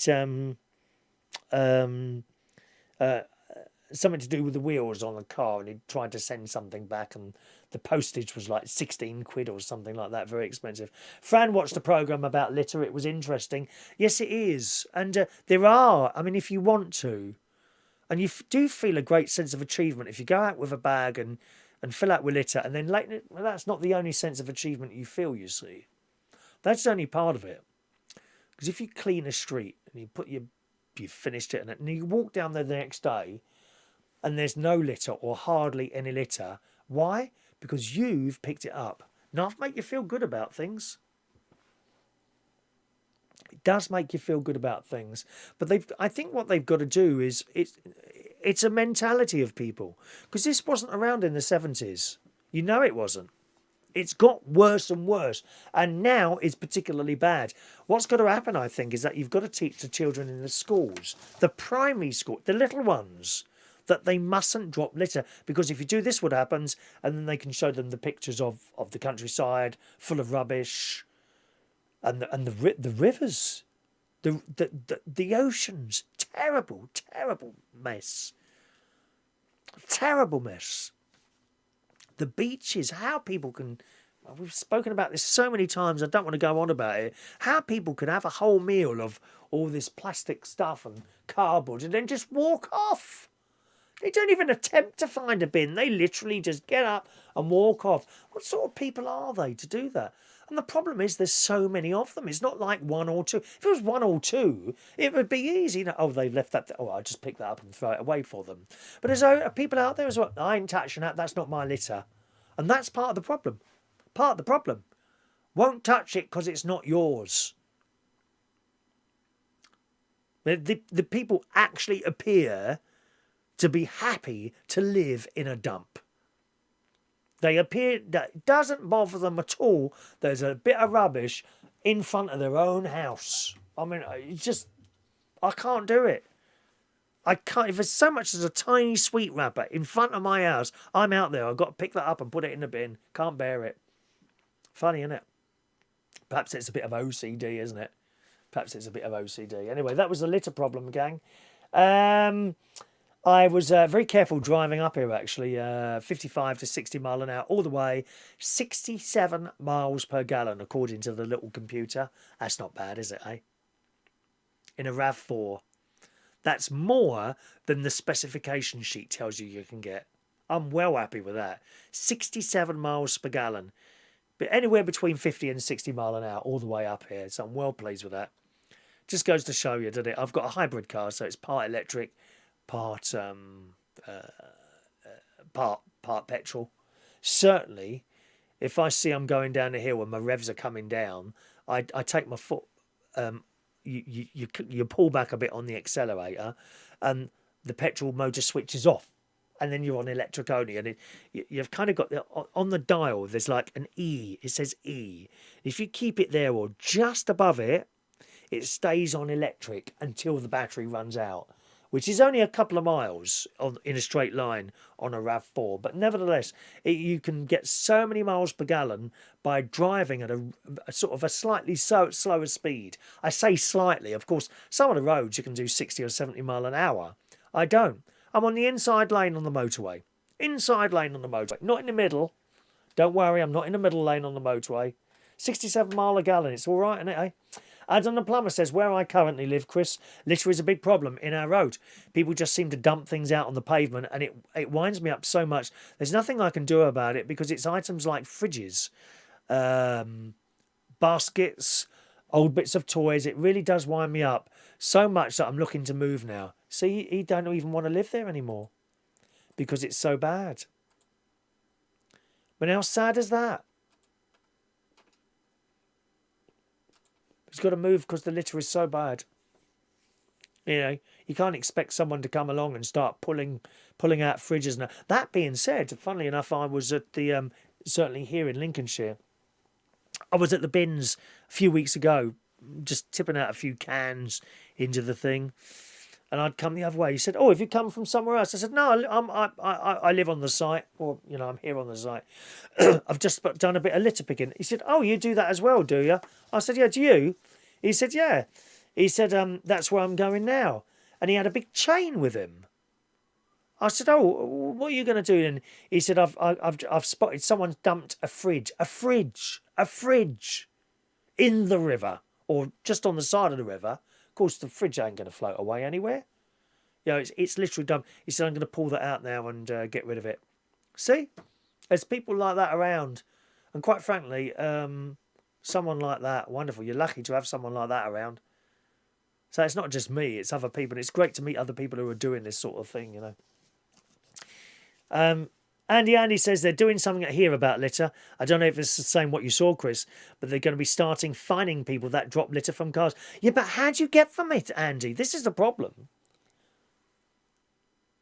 Believe me, I've been behind cars where suddenly a bag comes out of the window. How do you get those people? I tell you what, I'm all for traffic cameras being used to nick people through dropping litter. I'm all for that. Totally. Some people would say, "Oh, it's Big Brother on all this." I'm totally for that. Use those cameras to get the people dropping the crap out of the dead blooming car windows. It's so annoying. Really. It's all very well finding these people. How do you get them all, Difficult, isn't it, really? Anyway, there we go. That's the old litter programme on there. Meghan. Now, we did this on the radio this morning. Poor Meghan. How embarrassing is this for Meghan and Harry? Over at the Madame Two Swords. I can't find... Where's me... Where is it now? 1 minute. There it is. This is in the Daily Mirror. Meghan and Harry. Oh, my God. So embarrassing. Now, they got statues. I don't know what you call them. Statues? Waxworks in Madame Two Swords. They have now been downgraded.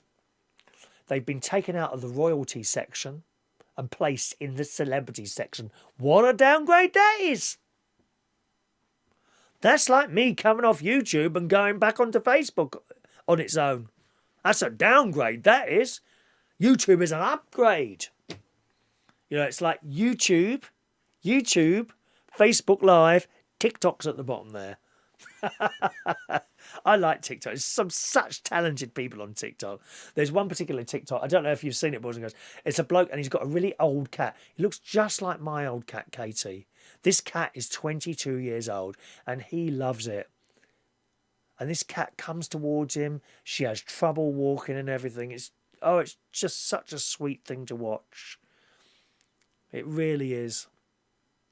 But in the Daily Mirror, Madame Two Swords, waxworks of Meghan Markle and Prince Harry have been removed from the royal family to spend more time with LA celebrities, much like in real life. And what a come down that is, isn't it? How embarrassing. Being taken off the royals and put with the old celebrities. Z-list celebrities, aren't they? Are they in the same section? Is Gemma Collins on there? Don't tell me. There can't be enough wax in the world to make a waxworks of Gemma Collins. There can't be. Where would you find all that? None of the churches would have candles anymore, would they? Huh? They'd have to melt them all down.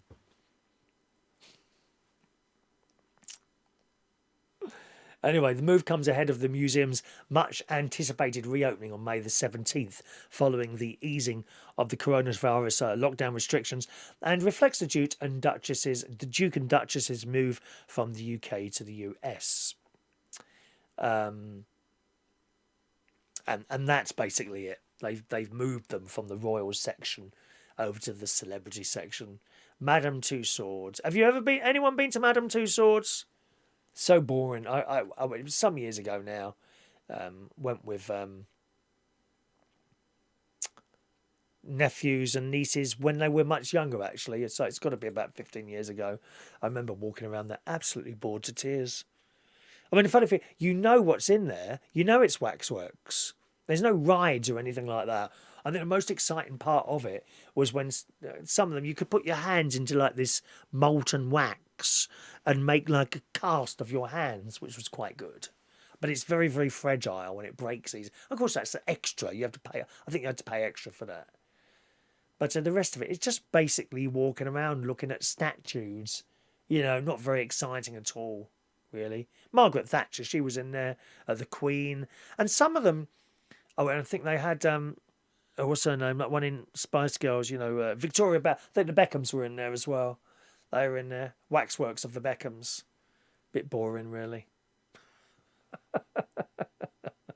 I can't recommend it, Madame Tussauds. It's also very expensive. It's expensive, and you queue for a long time to get in there. Has anyone been to Madame Tussauds? What did you think? Maybe you liked it. Maybe you liked it, did you? I don't know. All right, so that's Madame Tussauds. What else have we got for you tonight? Oh, there's a new Dragon's Den. There's a new Dragon's Den. And it's quite surprising, really, because he's much younger than the other ones. Much, much younger. Well, I can't find the story. Here it is. It's in the Daily Mail. Dragon's Den is set to welcome its youngest ever dragon. Taj. Is it Taj? Yeah, Tej.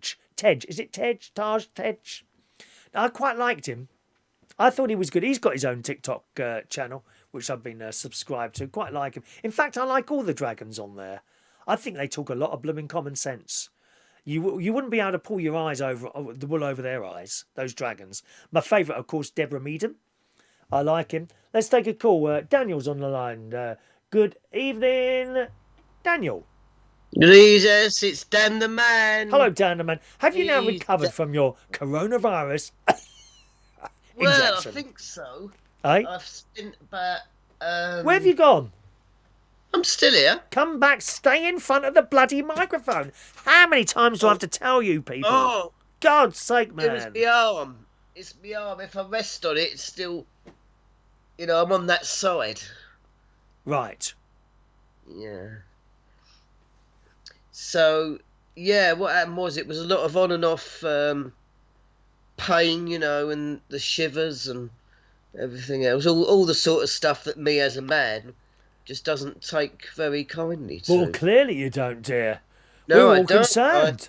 I mean, I will, as you know, Chris, whenever Danny's in pain, it cannot be hidden. It is, you know. Oh, don't we know about that, Dan? We've seen your posts, dear. On and on about it. You don't keep it quiet, do you? No, there's no secrets around here, you know. No, clearly not. We don't need. Oh no, we don't. I don't have any secrets. I'm completely open about everything, really. Open. You're an open book, aren't you, my love? Yeah, but you know, not so far that it's ever like. Well, I don't do anything that would like that I want was so bad. God, I wouldn't want anyone to know about that. I'm not like that, you know. I'm too. Do you know, I always feel it necessary to have a mint when you're on. I don't know why that is. I always You know, have a having mint while you're on. It mints. kind of calms my nerves while I'm listening to the volume of your voice going up and down because you can't keep in front of the microphone. It goes a bit up and down, does it? Oh right. Perhaps I'll have to get one of Well, those. get on with it, dear. Get on with it. We're only here till 10. Oh well, all right. Well, I'll skip that bit. Anyway, you were talking about Madame Tussauds. Yes. I think we did go there once. Is that a It long must time have ago? been so long ago. I must have been so young. The only bit I can remember was we was in this queue outside. This mile-long queue outside. We were out. You know, we was out there for so long, doing absolute sod all that all the people walking past, they actually thought we were the waxworks as well. I can believe that because you are in that queue a long time.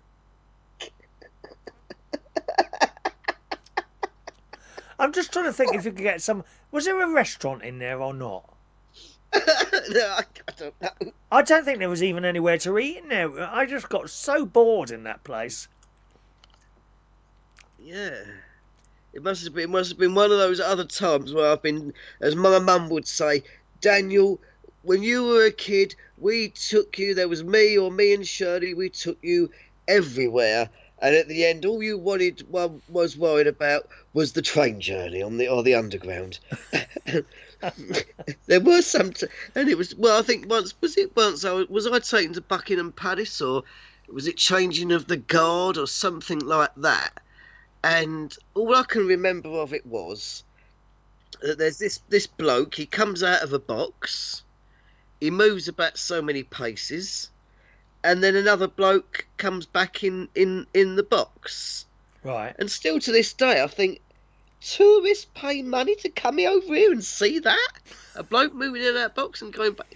Changing of the guard or something like Yeah, that. Was it? that's all he did. He just walked in that box, and I mean, I could do that, but the box might not be quite so elaborate. It might just be one of them £3 plastic ones from Wilco. But it just depends. It depends what you're into. You know, my dad used to like going watching the Trooping of the Colour, which happens annually, doesn't it? He used to, yes. standing with all those people by the side of the road, trying to get a glimpse of it, when you can just stay at home and watch the thing on the telly. Yes. Yeah, I know. It's just and not get the a same. fantastic view of everything. Yeah. Like the old London fireworks, you know, New Year's Eve. I was there for that. Oh, 2000. when were you there? I was 2003 to 4. Okay. Was it free then? Yes. Right. It was free. It got so congested though coming up. I think I was actually at Embankment, and they closed Embankment Station. Right. And even Temple Station. We had to walk all the way to Blackfriars just to come home. Gosh. To think I was still at Mum's then. Well, I've known some people that have been to that a few times, and I'd like to go one year, and they don't. He said you can't get anywhere near the front, and all you can see is a load of smoke and a few flashing lights in the sky. You're better off to sit at home and watch it on the telly. That's what they told me. It might. I don't know if it's got any better now that they charge, so that would limit the amount of people. What do they do? Barrier off part of the River Thames, do they, or something? Well, I can't remember. All I remember is, mine was 2003 to 4.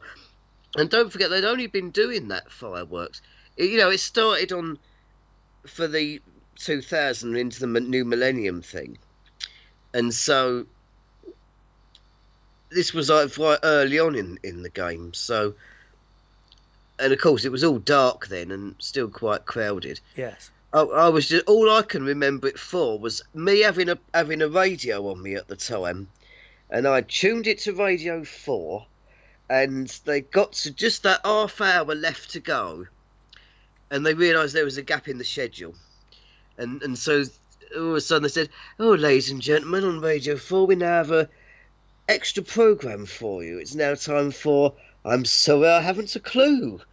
I thought, on this of all nights. Oh, something must have gone wrong then. Did they run it? How can you run out of a programme? The BBC are very timed to the second. They have to be. Well, I don't know, unless it's maybe something dropped out at the last minute. Yeah. If you'll excuse the pun. I'm always amazed, actually. I mean, they've been doing it if they know what they're doing. I'm always amazed at the news. When they do the headlines on the news, and then at a given time, it's called an opt-out.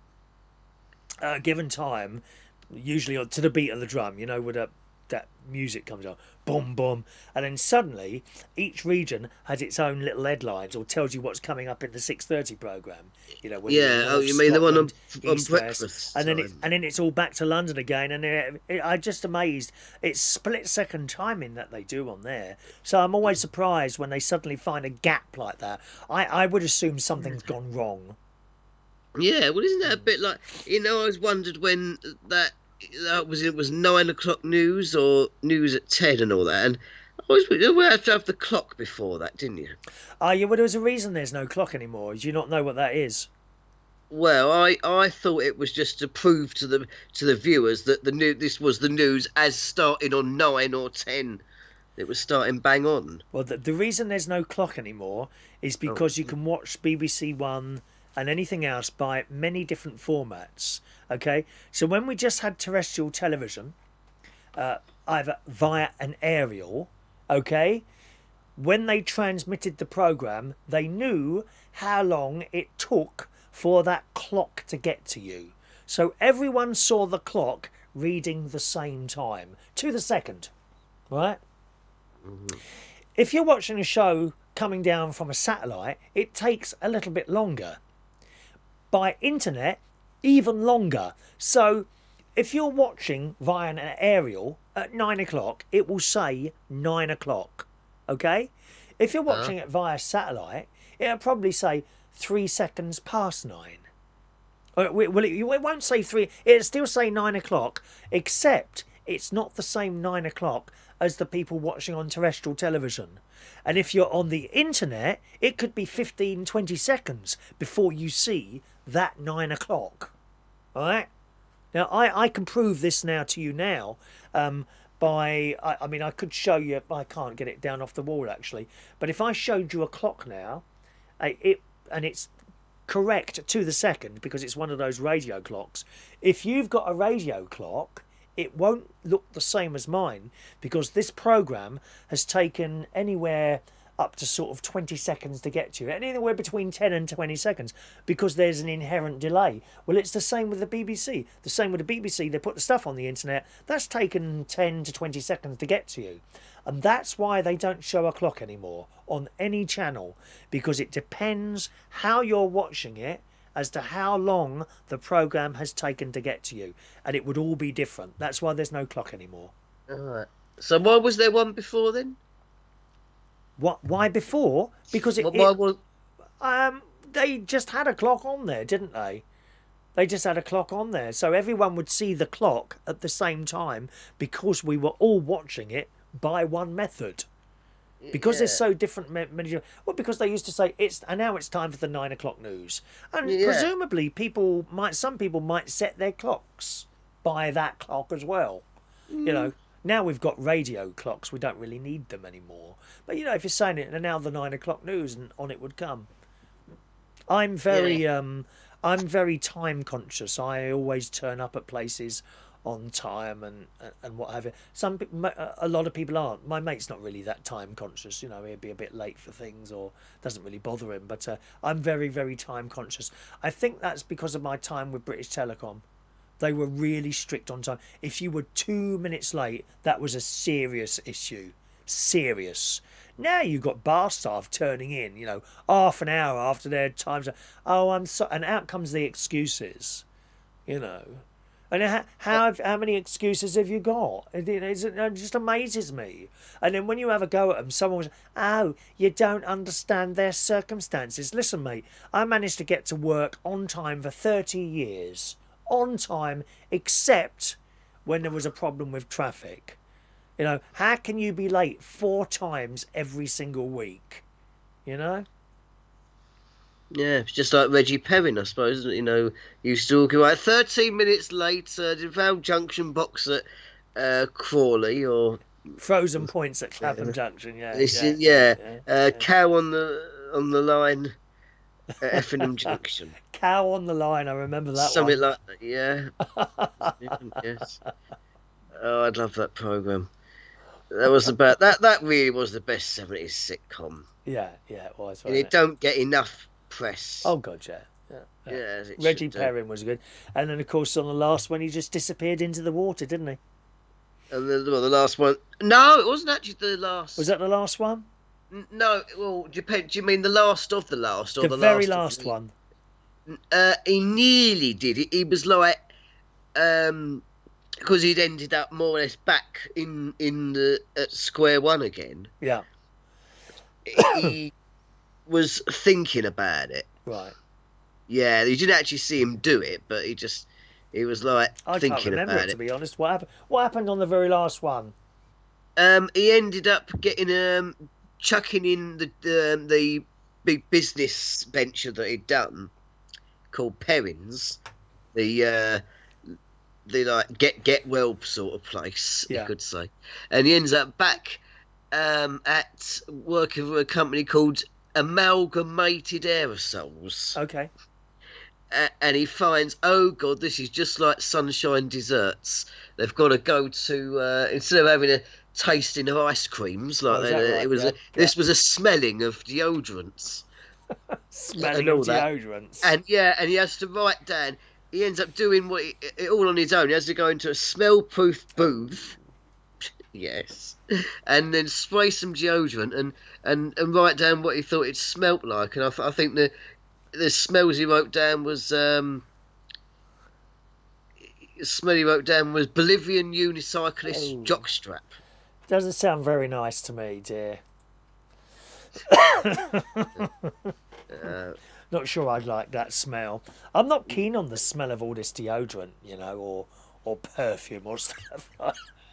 Well, right, like lynxes and all that. Well, it's better than the alternative, believe you me. Well, it depends who it is. You had in a Well- shower for a few days. That's not very pleasant, is it, really? Oh no, don't. Well, I managed to get another shower out of my gas bottle this afternoon. It's still going, that gas bottle. A couple of people were saying to me, well, if it's that light, why not change it now before it goes? You're joking. I've had 2 more weeks out of that so far. I've got a gas bottle out the back there, and it just feels like it should have gone weeks ago, to be honest. You run on gas? I thought all caravans these days had to be electric, or. No. Oh wow, not that I'm used Bottles to one. of gas. Yeah, last I was in a caravan with Penny Howe. Who? And I was in a caravan with Penny Howe and her mum and the fella. Is that when you were little? No, this was only about 2016, I think. Yeah. Was when we was there, and we had a lovely time in Clapton. Yeah, lovely. All right, Yes. Daniel, well, thanks for the call tonight. Well, yes, okay, Chris, and we'll see you back on Monday. Yeah, I'll be back Monday, 8 o'clock. Have a nice night. Usually, and you, Chris. Thank you, everyone. Ciao, Daniel. Good night. There we are. Daniel Woodhouse for there. Always a great call from Daniel, isn't it? Fran says, good. Harry and Meghan, the manipulation, don't want to be a royal or support the royals. They should be stripped of the titles. I think they have been, haven't they? Haven't they been stripped of the titles already? Not quite sure about that, but it's up to them, isn't it, really? So we're saying the new Dragon's Den bloke. Yes, Dragon's Den is set to welcome in its youngest ever dragon. Entrepreneur Stephen Bartlett. It's only 28! And he's a multi-millionaire. It's good, isn't it, really? I like to see young people get on. 28 years old, he's going to be joining the panel of multi-millionaires on the show. I'm sorry I keep bending down here. I can feel something like, there's obviously something in my trousers, like a spike or something, that's irritating my leg.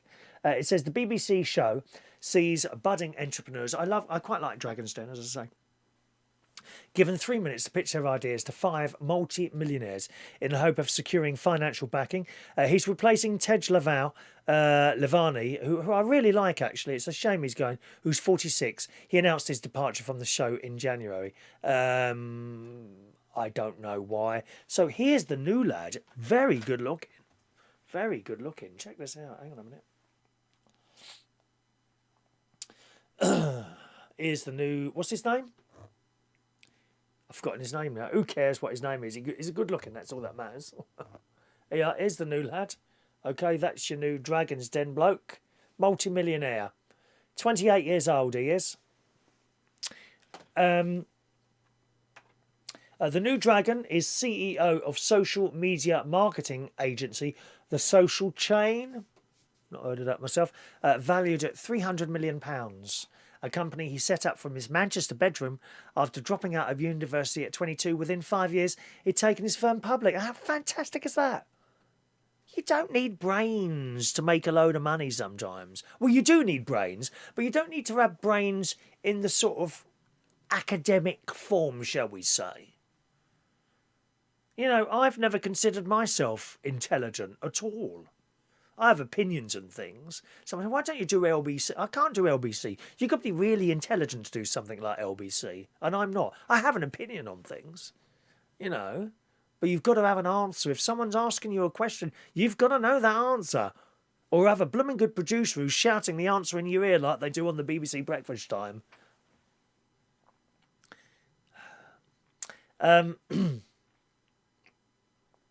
This bloke, what's his name again? Stephen. He released a book titled Happy Sexy Millionaire, and he also hosts a podcast called The Diary of a CEO.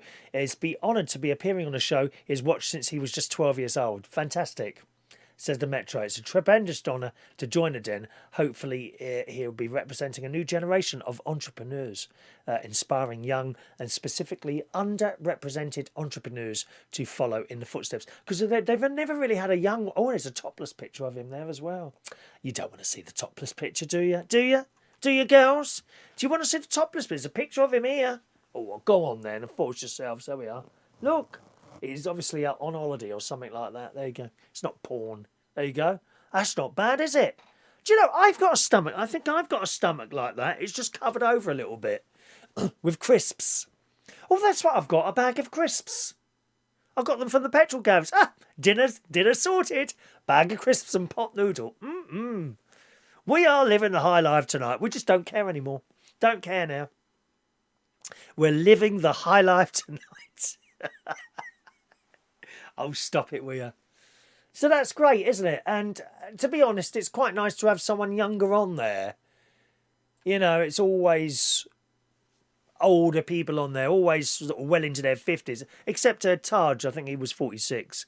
And who's the bloke with the glasses and the bald head? He's quite funny, isn't he? Who's he? What's his name?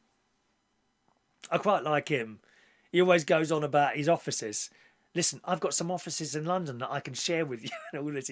He tries to use that to get their business, but he doesn't always win. I think the bloke who gets the most is Peter at the end. He gets most of them, doesn't he? I mean, if you would want to work with someone, I think Peter is the big one, isn't he? The really big one. He's like the daddy, so to speak. The daddy of Dragon Inns is Peter, and Deborah Meaden is the great mother. And I really like her. I like her no crap talk. I quite like that from someone.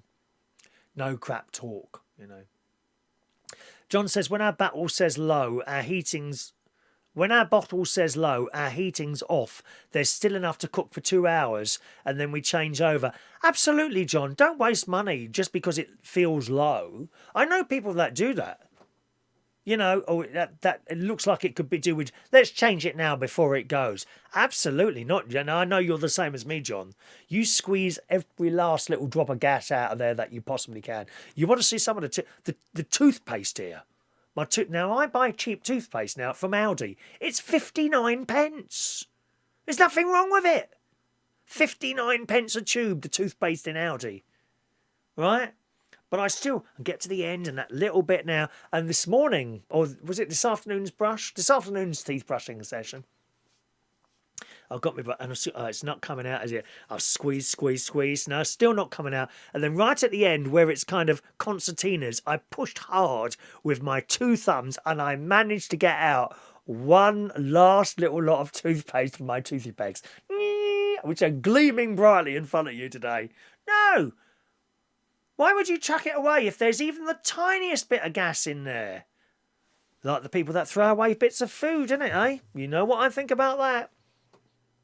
Anyway, anyone else want to call in before we close the lines? 020 8144 3477 is my phone number today. Now, I can't believe this story in the Daily Star this morning. You can still text in 07451 287 337. Let me just do me emails. Check me emails. Is Glenda with us tonight? It's her birthday today. We sung for her on the radio show this morning, didn't we? Don't know if Glenda's with us. If you are with us tonight, Glenda, happy birthday to you, my darling. Glenda can't text, can she? She can't text. You can email if you want, Glenda. There's my email address, darling. Chris at unitedkingdomtalk.co.uk. Places to go to the toilet. Now, I've been caught short a couple of times over the years. Not a pleasant experience, you know, when you've got something perhaps not quite right with your tummy. I suffer a little bit from IBS. It's not too bad. No, 1 or 2 of you have got it worse than I have. But I'm not so sure about this one. It's in the Daily Star. A horrifying video shows a man having a poo outside Marks and Spencer before wiping his bum and walking off without a care in the world. Now, I'm sorry, It's not on, is it? Dirty, disgusting people. Oh, it's Glenda there. She's calling in. Hello, Glenda. Hi, how are you? I heard you mention my name. I'm working on a paper for my school, Oh, are and you? I'm listening to you. Happy birthday, Glenda. Well, thank you very much. I hope you'll allow me to sing to you. Happy birthday to you. Happy birthday to you. Happy birthday, you beautiful Glenda in Pennsylvania. Happy birthday to you. And now, all the way, one of my very special kisses. And I'm not known to kiss women often. Here you go. Show me your cheek. Show me your cheek. Mwah. Happy birthday, Which Glenda. one? No, the top ones, dear. Thank you so much.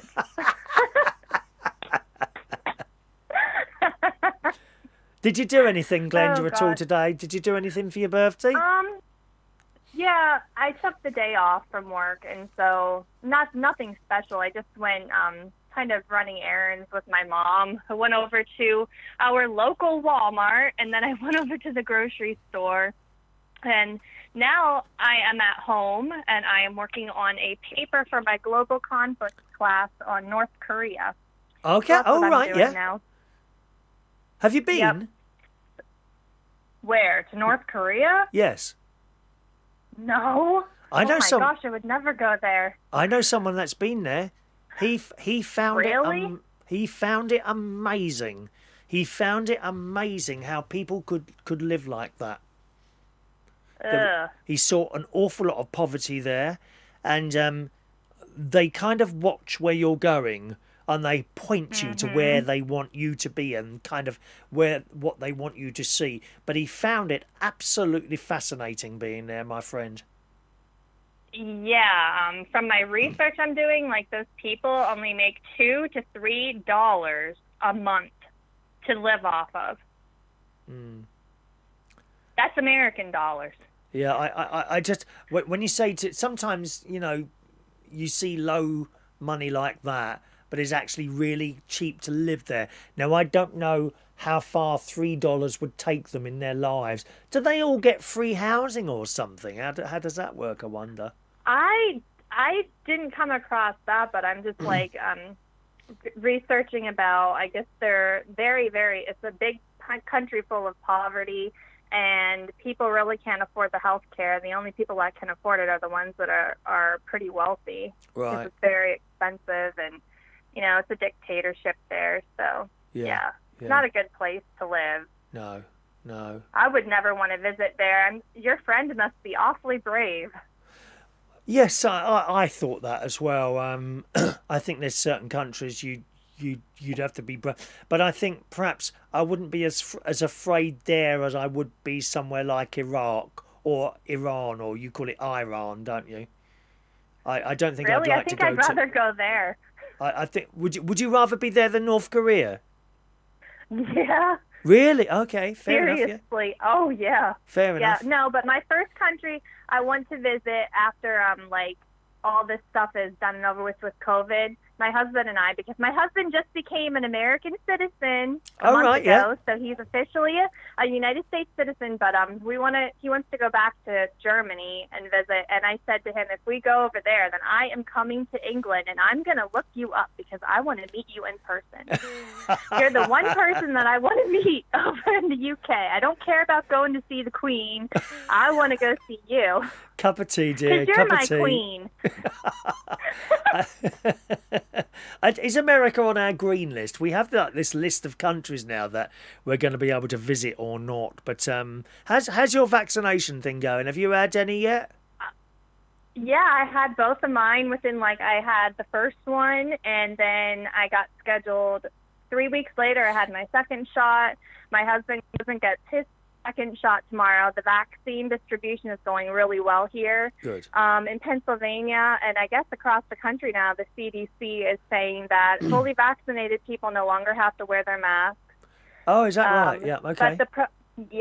But the problem with that will be the people that aren't vaccinated are just going to not wear their mask anyway. Yeah, that's right. That's so, right. I mean, But there's a lot of people that still do not want to get the vaccine. A lot of hesitation. I've talked to plenty of people. Even today I was talking to 2 separate people that said that they're not getting it because it hasn't been researched enough, and they came, like, the vaccine was quick. It came up like too quickly. Yeah, it was too quick. And I said, well, think about it. Like, back in the 1940s and the 1950s, they didn't have the technology that they have today. That's why things can go a lot quicker, because we have a lot of technology now. So it makes... Plus the fact, I mean, the money that they threw at that, the money that was thrown at creating those vaccines, astounding. And that's why, you know, if we want something, we can put our mind to it and do it.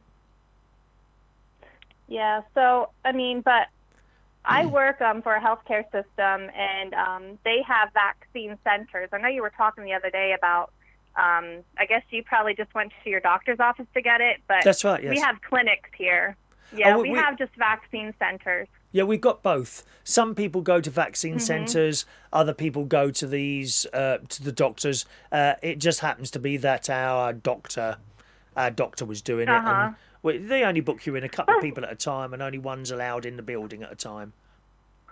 Why did they make you wait 3 months, though, or almost 4 months until you got your second shot? Because I thought, like, I know the Pfizer one I got, with it, I only had a certain amount of time to get the second shot. Wasn't that the same with yours?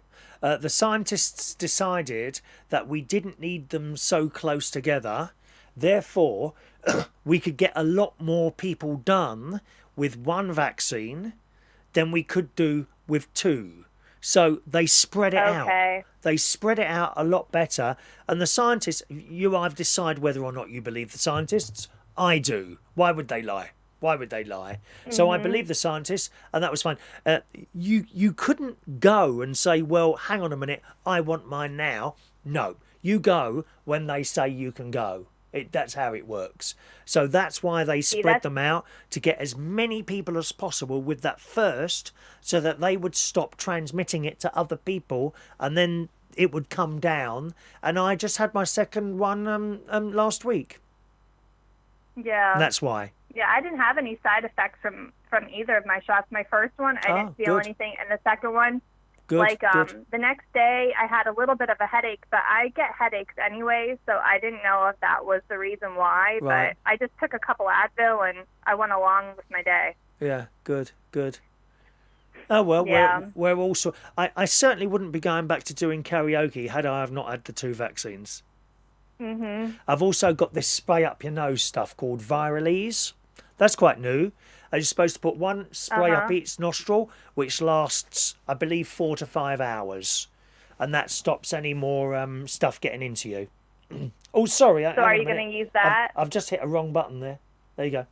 Yeah, that stops all the virus going up your nose. So that's just another thing, do you know what I mean? So you got your vaccine, your mask, your social distancing, you spray up your nose, you clean your hands. I do as much as I possibly can to keep it at bay. Other people do nothing, believe me. Some people do nothing, but it's up to them what they do, you know.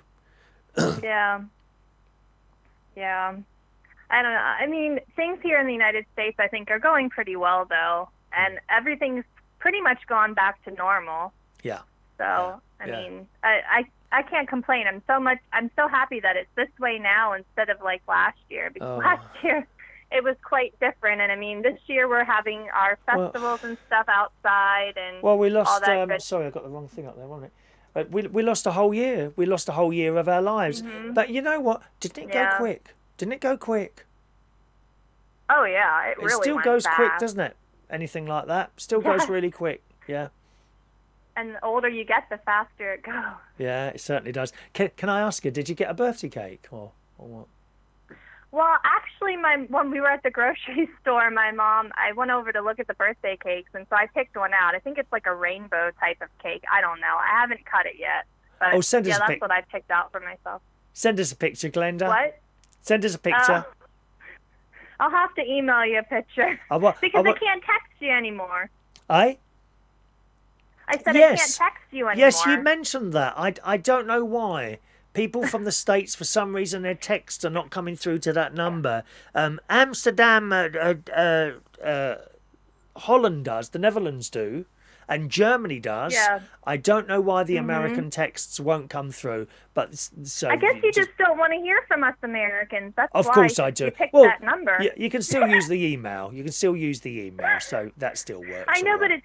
it's so much easier to be involved with the show, like when you're talking to text a comment than to go, you know what I'm saying, to the email. Yes, I yeah. don't know. But actually, the best way to be on the show is to call in, don't you think? It's always nice to hear your little voice.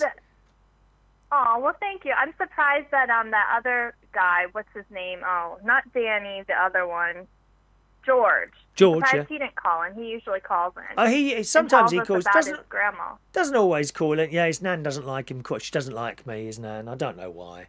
She don't. Who wouldn't like you? You're such a nice man. I would love to meet you someday. She thinks I'm a strange person, Glenda. Well, we're all a little bit strange. I mean, it's beyond me why anyone would want to think that, dear. But there we are. It's one of those things, isn't it? I have to tell you real quick. Guess what my husband and I found in our backyard? Go on. A Two snake. baby squirrels. Oh, squirrels. What colour? Yes, two baby ones. They're little gray squirrels. Oh, grey About squirrel. 3 weeks ago. Yeah, 3 weeks ago they were in our neighbor's gutter, and they ended up somehow coming out of their nest, and they came outside and they went into our maple tree. And the one, I guess it must have passed away, but the other one is still around. And I named it Lucky because it's lucky it came into our backyard. I've been feeding it peanuts. Well, it's lucky it didn't end up in my loft. It would have ended up on one of my sticky boards. Don't let them in. That's so cruel. Don't get them in the loft. They will destroy your house. It's Well, terrible. yeah, I guess that's what's going on with our neighbor's place right now. She's having problems, but Oh dear. yeah, we've never had any issues. So your But, neighbor, no, I love the squirrels. your neighbours has squirrels in the loft. Yeah, yeah, Has she taken action? yeah. She has. She has Right. somebody like a wildlife person I'm coming to try to. I'm close really up the hole. I'm really sorry to have to say that. If you ever get them in the loft, you must take action as quickly as possible. They will chew through water pipes, metal water pipes, Wires. electricity wires. They will pull up all, Yep. if you've got insulation, eat through anything wooden so it makes a hole so they can get in and out. Seriously, you must. Very, very bad. Very bad indeed. But they're so cute, though. They are cute. They really are. I The- still get them in the baby garden. ones are. I leave them. They come in my garden. They're not in the loft at the moment. They come in the garden. They bury their nuts, and then they come back and look for them and can't find them again. I mean, they're thick as anything. Those squirrels. They can't remember where they buried the things, dear. I mean, at least when I go and Can? well, I'm not being funny. You know, I go to the cemetery. I can always find where my mother and father have been buried. Why can't they find their nuts? I love to watch them though. Like I could sit outside in our backyard and watch the animals for hours. Yeah, And then we have the yeah. chipmunks have just came back out Oh, from their chipmunks. hibernation. So it's been fun watching all of the little critters outside. Yeah, that's nice. That is. You know when you send me a Yeah. picture of your cake. Okay. Right, send me a picture of your cake as a whole.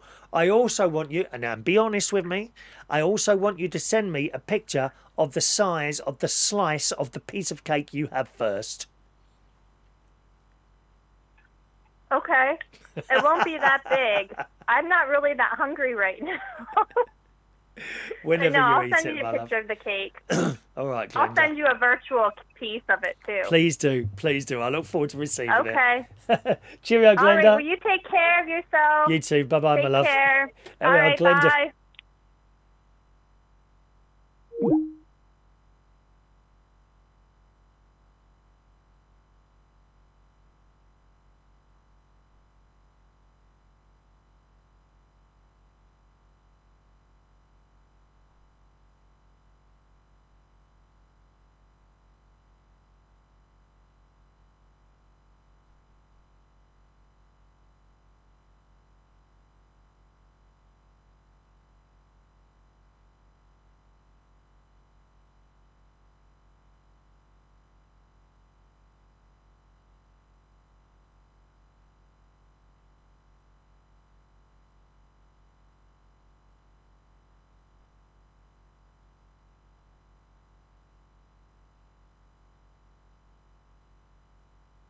Wait, no sound. You lost my sound then. I pushed the wrong button then. Sorry, silly old me.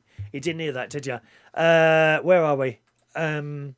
I was just reading out an email there from Denise. Hello, Denise Andrews writing in there. I really enjoyed going to Rock Circus Waxworks, which is music stars of rock from the 1950s. Do they do music as well with it, I wonder, while you're walking around? That would make it, wouldn't it? Trouble is with Madden Two Swords, there's no sort of music or anything or going on like that. And Denise says, still enjoying your radio show. So thanks very much, Denise Andrews there. Sending that in. Thanks so much, Denise. Much appreciated. I hope Alton's all right. I'm sorry to hear about his friend dying there. Adam's calling in from Maidstone. Hello, Adam. Hello, Chris. You all right? Yeah, very well. How are you? Oh, very good. Have you restored your sound? Because your sound's gone off. Yes, sorry about that. Yeah, it's on there. I just noticed that actually someone texted in there. Sometimes I pushed the wrong mute button there. It's not in the best of places, the mixer on the other side of the sort of room now, and I kind of look over. What I've got to do, I'll paint one of the buttons a different colour, and that'll do it. Yep. A little sticker. A little stick. You know those little coloured stickers you can buy from Ryman's? Yeah. I'll get one of those, yeah. That's a good idea. Oh dear, yes, had a busy day at work. Have you? What have you been doing? Today I have been painting the ceiling. Yeah. We had a ceiling collapse in one of our ladies' toilets, public toilets. That happens often in toilets, doesn't it? In public, it happened in the Central Station toilets, and I knew it was going to happen. I told him. Yeah. I was sitting in there one day doing my business. I looked up and I noticed it was there's water in that ceiling. He's like, how do you know? I said, look at it. I said, what you got to do is drill a hole carefully where the wires aren't, put a bucket under it and let it out slowly, and then fix whatever the problem is. Because if you don't do that now, it'll come down. And what happened? No one did anything, so it came down together with the water. You're surprised how people just let these things go, with it's unbelievable. Maintenance and what have you in buildings. It's the same with the squirrels. If the people leave them, and then they wonder why they're sitting there, all the lights go out. Oh, what's happened? Did you get rid of the squirrels? No, why? Well, I told you. That's it. I mean, it's a common, quite a common problem that we have with some of our bigger buildings that, you get squirrels and sometimes even the rats crawl up the wall and get in there. Yes, I know rats can do it as well, can't they? Yeah. They can sort of scuffle up the wall and chew through wires. I had one in another public toilet recently where a little rat had chewed through a wire and was fried to the wire. Yeah, but the damage it does to the electrics, though, you see, it's not cheap. It's not cheap to get anyone out down south. Dreadful. No, they want nearly £200 to walk through your blooming door now. Oh yeah, it's like myself. I've actually got to go up to my mum's house and rewire her upstairs lighting circuit. Because in the 60s, when they moved into her house, they had some lighting changes on the ground floor, some additional lights put in. So my uncle was an electrician, but they never actually rewired the top floor of the house. And it is actually original 1928 lead VR wire. Oh, yeah. Is that where the rubber falls off it? Yeah, so basically it's rubber lined and then it's wrapped in lead. Yeah. And I was fixing a ball valve for her the other day because she had a bit of a leak and she's on a water meter. Yes. And basically I went up in the loft and done that and dropped the screwdriver. So bend down, pick it up, touched the lead wire and got an almighty shock off of it. Oh, yeah, you would do. I thought, oh dear, 93 years old, that's about had its life. Easily done. Easily done. Yeah. Yeah. So easily done. Rewire that. Yeah. So easily done. Dangerous, mate. Danger. Oh yes, most definitely. But other than that, we're all good. And, I remember when we lived in Roehampton, council masonette there, and this socket had come loose. So I said, I'll fix it for your dad. Anyway, so I thought, well, I'll take it off properly and then reposition it. And as I took it off, exposed the wires, and the rubber just dropped off them. And I said, oh, Dad, you've really got to get this done. I said, that's just dangerous now. It literally fell off. So you couldn't push the socket back on the wall because all the wires would touch then, you see. And I mean that's how bad. I mean, we don't know what'll happen to the wiring we got now, the plastic wiring. Maybe in years to come that will do exactly the same thing, and someone will be doing a bit of work and it will literally just drop off. That's it. It just drops off, doesn't it? And I've got a fork out soon to have a new fuse board in one of my properties. Oh. How much is that? See, the actual item itself is not bad. It's like a couple of £100 or something. Is it like or 85 quid? So it's not dear to buy the item. It's having someone to go and put all those wires together. Now, what is a fuse board? Well, the wires come in one side at the top and they come in the other side at the bottom, and you just put them together. But it's like, it's when they're a bit stiff and you've got to muck around with them, and oh Christ, I can't be bothered. But it's so expensive. The main thing is that you've got to pull the main fuse to the building. The actual the main fuse, and they normally have a lead seal on them.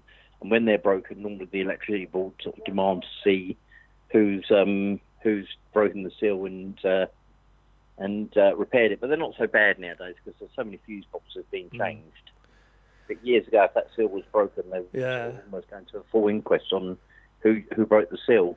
Yeah, every time I keep getting these emails from the estate agent because, as you know, I've got a couple of flats, and you need a new electrical certificate. And every time someone goes round to look for the bloody certificate or do the certificate, they have to go round with a tick sheet, what's okay and what's not. And there's always like at least £800 worth of work to be done. Always. Sometimes £1,500. Oh, talking of which, so the place where you put the bathroom in for me? Right? Yes. So we had the lady in there that basically trashed the place. Don't get me wrong, she didn't smash it all up, but all the doors had to be replaced. They had holes in them. All that stuff. We ended up. How much did we spend in the end on that place? Oh, it was quite a lot, quite a few thousand, wasn't it? Quite a few thousand, wasn't it? Right. Okay. So anyway, she went. Why did she go? Well, I can't even remember now. Was she kicked out? No, she wasn't kicked out. No, she started mucking around with the rent. She started mucking around with the rent. Now, I'm not in control of the rent. I do it via the estate agent. That's all up to them. And they tell me what to do and what not to do. But the decision is mine. And eventually, she said, she asked if she can be let off her contract. That was right. She asked if she could be let out of the contract early and said, yeah, okay, let her go. Because if someone says that, you can actually hold them to the contract, which could be like 3 months. Okay? Exactly. So even if they leave, they've got to pay 3 months for right of rent. To be honest, it's not worth the trouble. Not worth the trouble. Because then they can start getting all funny, might start smashing your place up and all this, that and the other. So I just let them go. And I agreed to let her go. And then a week after, she said, oh, could the landlord possibly extend that? Because I'm not quite ready to... And we said, no. No, not now. Yeah. No, you can't extend it now. That's it. You've given us a date. We've done what you wanted us to do. And you keep bending over. And it seems to me, the more favours you do people, the more they take the piss. Oh, yeah. Seriously, definitely. Right? So that was all right. They found another bloke, and he went in. I spent thousands redoing it up. Everything had to be decorated. You double glazing, didn't you? Yeah, there was all writing on the wall. She had a child, I understand, but there was all black pen marks on the wall. There were cupboard doors broken. The fridge was broken. There were holes in the internal doors where they'd obviously had perhaps she'd had a fight with a bloke or another girl, whatever. Anyway, that all had to be repaired, and it was all repaired, all done. And I had new windows done at the same time. £5,000, almost £5,000 for the windows. So all in all, I spent about £8,000 in that place, right? Yep. This is coming out of savings, okay? Because there's no DJ money coming in, so it's all it's all going down. But it was all done, and we got another bloke in there, all well and good. And as soon as he moved in there, he's pointed out a few issues, and okay, that's fine. And when they ring me, they got issues. That's fine. Get that sorted. Get that sorted. Get that sorted. Some of the issues, curtain rail was loose apparently. Seal around bath had gone, which I find surprising because you'd only just done it less than a year ago. That's right. And washing machine wouldn't empty its washing machine would finish and then fill up with water. Okay. All right. Yeah. Fridge, freezer compartment in fridge, door broken. Okay, how old is it? 6 years. Okay, just put a new fridge in there. So all this is now to be done. Some has already been done, and they go down the list. And then he missed a rent's payment. I think either the first or second rent's payment he's late with or has missed it. Oh no. Anyway, so I get here we go. So I get a phone call this morning, or yesterday morning, got a phone call from the estate agent. So and so's on the phone. He's really very unhappy. He's made a lot of lists of stuff. I said, I thought all this was being dealt with. And she says, well, she has. Apparently, he's gave the person who looks after me. So this is another person. The person who looks after me. He's given her a really hard time on the phone. Gone through this list, and he's saying all these things. And she has now given him a hard time on the phone. Kind of read him his rights and what he can and can't do because he's given her a hard time. So I thought, oh Christ, here we go again. And so basically, he's now said, would the landlord be happy to let me out of the contract? And I swore. I said, FFS, FFS, just let him go, for Christ's sake. It's not worth the hassle of keeping them in there. It really isn't. If you want to go, just go. As quickly as possible, please. Yeah. And be done with it, and then get the next one in. Yeah, exactly. What do these people want, for Christ's sake? Everything they ask for is given to them. There's another one about to change over, right? The one before him has only been there a year, I think. I can't give you the address.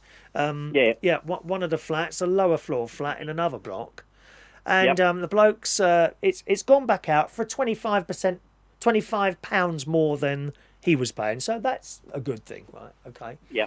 And he's come back to them and says he's very happy to take it at the asking price, but could he have the bedroom and living room redecorated, as it looks a bit what's the word? There's a word that tired. Looks a bit tired.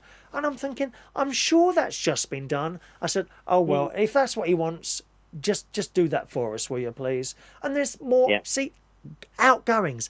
Out all the blooming time. It's costing me a fortune this year to keep these places going. I can imagine. It's a lot of people don't see it from. They don't. They just think you're sitting there and the money just rolls in and that's it. No, it's not like that at all. It's really not like that. To give you an example, my outgoings last year. I mean, I had £3,000 tax bill for the property. I've had the gas safety inspection done. That's another £200, and then the insurance, nearly £600. So I'm talking near on £4,500 before I start to make profit. It just goes on and on. Of course, someone would say to you, "Well, why don't you just sell one of them?" I mean, that would answer all the questions, because I don't give up with that sort of thing. I have great difficulty, Adam, letting anything go. I have great, and it was the same with people. I have great, I hold on to things. Jobs as well. I hold on to things for as long as I possibly can, rather than saying, "Hang on a minute, this isn't good anymore. Let it go." If I'm within a job doing something and I can stop and change it because it's not working as I want it to play, as I want it to work. But actually letting go of something, I have great difficulty in doing that. And that's probably a negative thing for someone, that they can't see that it's time to let that go, Of course, the moment you sell something, you might have the price of that sale minus the capital gains tax. Minus the capital gains tax. Don't forget that. That's considerable. Minus that, you get all that money, and that's fine. But once that's happened, there's nothing coming in from that anymore. No. See? Do you see what I mean? So you try and keep everything going for as long as is physically possible. That's it. I mean, at the end of the day, it's my retirement. I was lucky enough to be left the house, and it's my retirement thing that if I fall out of if I get really ill or I fall out of work, then Yes. I've got that as an emergency backup. You could have you might have an important operation. The NHS, we get down on both knees and we pray to the NHS because it's so fantastic. But at the end of the day, sometimes you might have a very painful knee, very painful knee, and you might need to have that done. Well, we'll get that done for you. I'm really sorry. There's a year's wait. Well, you could afford to have that done. You could be out of pain tomorrow. Well, exactly. I mean, I have just remortgaged the house to clear all my debts and bills. Because you know what I was like when I was younger. I was very generous to people and helping people out, and got myself into a lot of debt. And I thought it's about payback time for me now. Yeah. It really not is. Being selfish, but it's just the way it is. Yeah. But no, I'm looking to move from this area because it's just getting ridiculous with the rubbish now. Sorry to hear about that. Yeah, it's obviously not something for a normal person to be able to start moving fridges and things like that. No one expects anyone to start settees. No, exactly. And it's just like a couple of neighbours down the road. They've got a hedge in their front garden, and it hasn't been cut in about 10 years, and it's just completely taken over the pavement. You can't even see the pavement anymore. And then somebody's dumped some rubbish bags underneath it, to try and disguise losing their rubbish. They've sort of dumped rubbish bags. And that's the councils never used to let people get away with that. They'd have people going around looking for bushes encroaching onto the public footpath. They take you a picture. They take a picture, send you a picture and say, we've noticed this. You've got 2 weeks to do this. Otherwise, we will do it for you and charge you to do the job. That's what used to happen, but not anymore. They've cut back all over the place. It does seem, that people, I just kind of understand why, and I know a couple of the neighbours that have dumped stuff out, and I'm thinking, you don't work all day, yet you keep your house like this. Why? Yeah. Surely you can make the effort just to keep it a little bit tidy. Unbelievable, isn't it? It is, but there you go. That's my how moan over for the evening. Anyway. All right, Adam, nice to talk to you. Yep, cheers, Chris. Take care. Have a nice evening. Cheerio. And you, bye. Adam the plumber there. I hope I pushed the right button this time. There we go. I haven't cut myself off this time, have I? John Parrish says, just upgraded our electric box to 18th edition. 2 hours work, £390.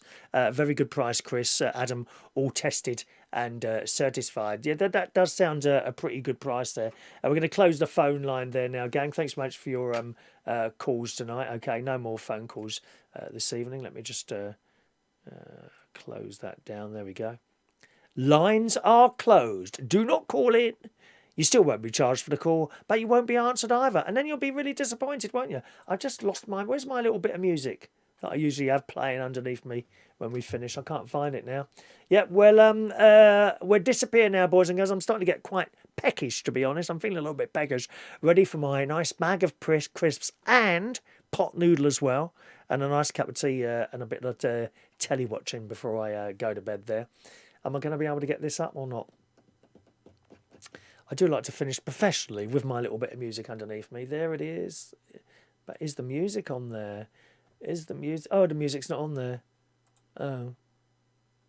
Music's not on there. How disappointing. Well, you won't get the music playing under me. You'll have to wait until it comes on the little video, okay? That's it for the show tonight. Our next chat show will be Monday night at 8 o'clock. I'll have a little think. I still want to do 3 chat shows a week. I'm kind of veering towards Sunday night, Tuesday night and Thursday night, I must admit, because that leaves sort of a day in between. I think that works quite well, rather than having Monday, Tuesday, Wednesday, and then nothing Thursday, Friday, Saturday, Sunday. Do you know what I mean? I'm kind of veering towards that Sunday, Tuesday and Thursday, and those of you that took the time and trouble to message in about that agree with that as well. Okay, if you could just hit the like button on the way out, that will be much appreciated, boys and girls. Alan Ross is on the radio in an hour and a half's time. There he is, on at 3 o'clock on reachonair.com. I shall be able to listen to part of that. I probably will listen to part of that tonight, actually, on my little Amazon device, both of which are now functioning correctly. I'm pleased to say, after all that hassle yesterday or earlier on today, God's sake.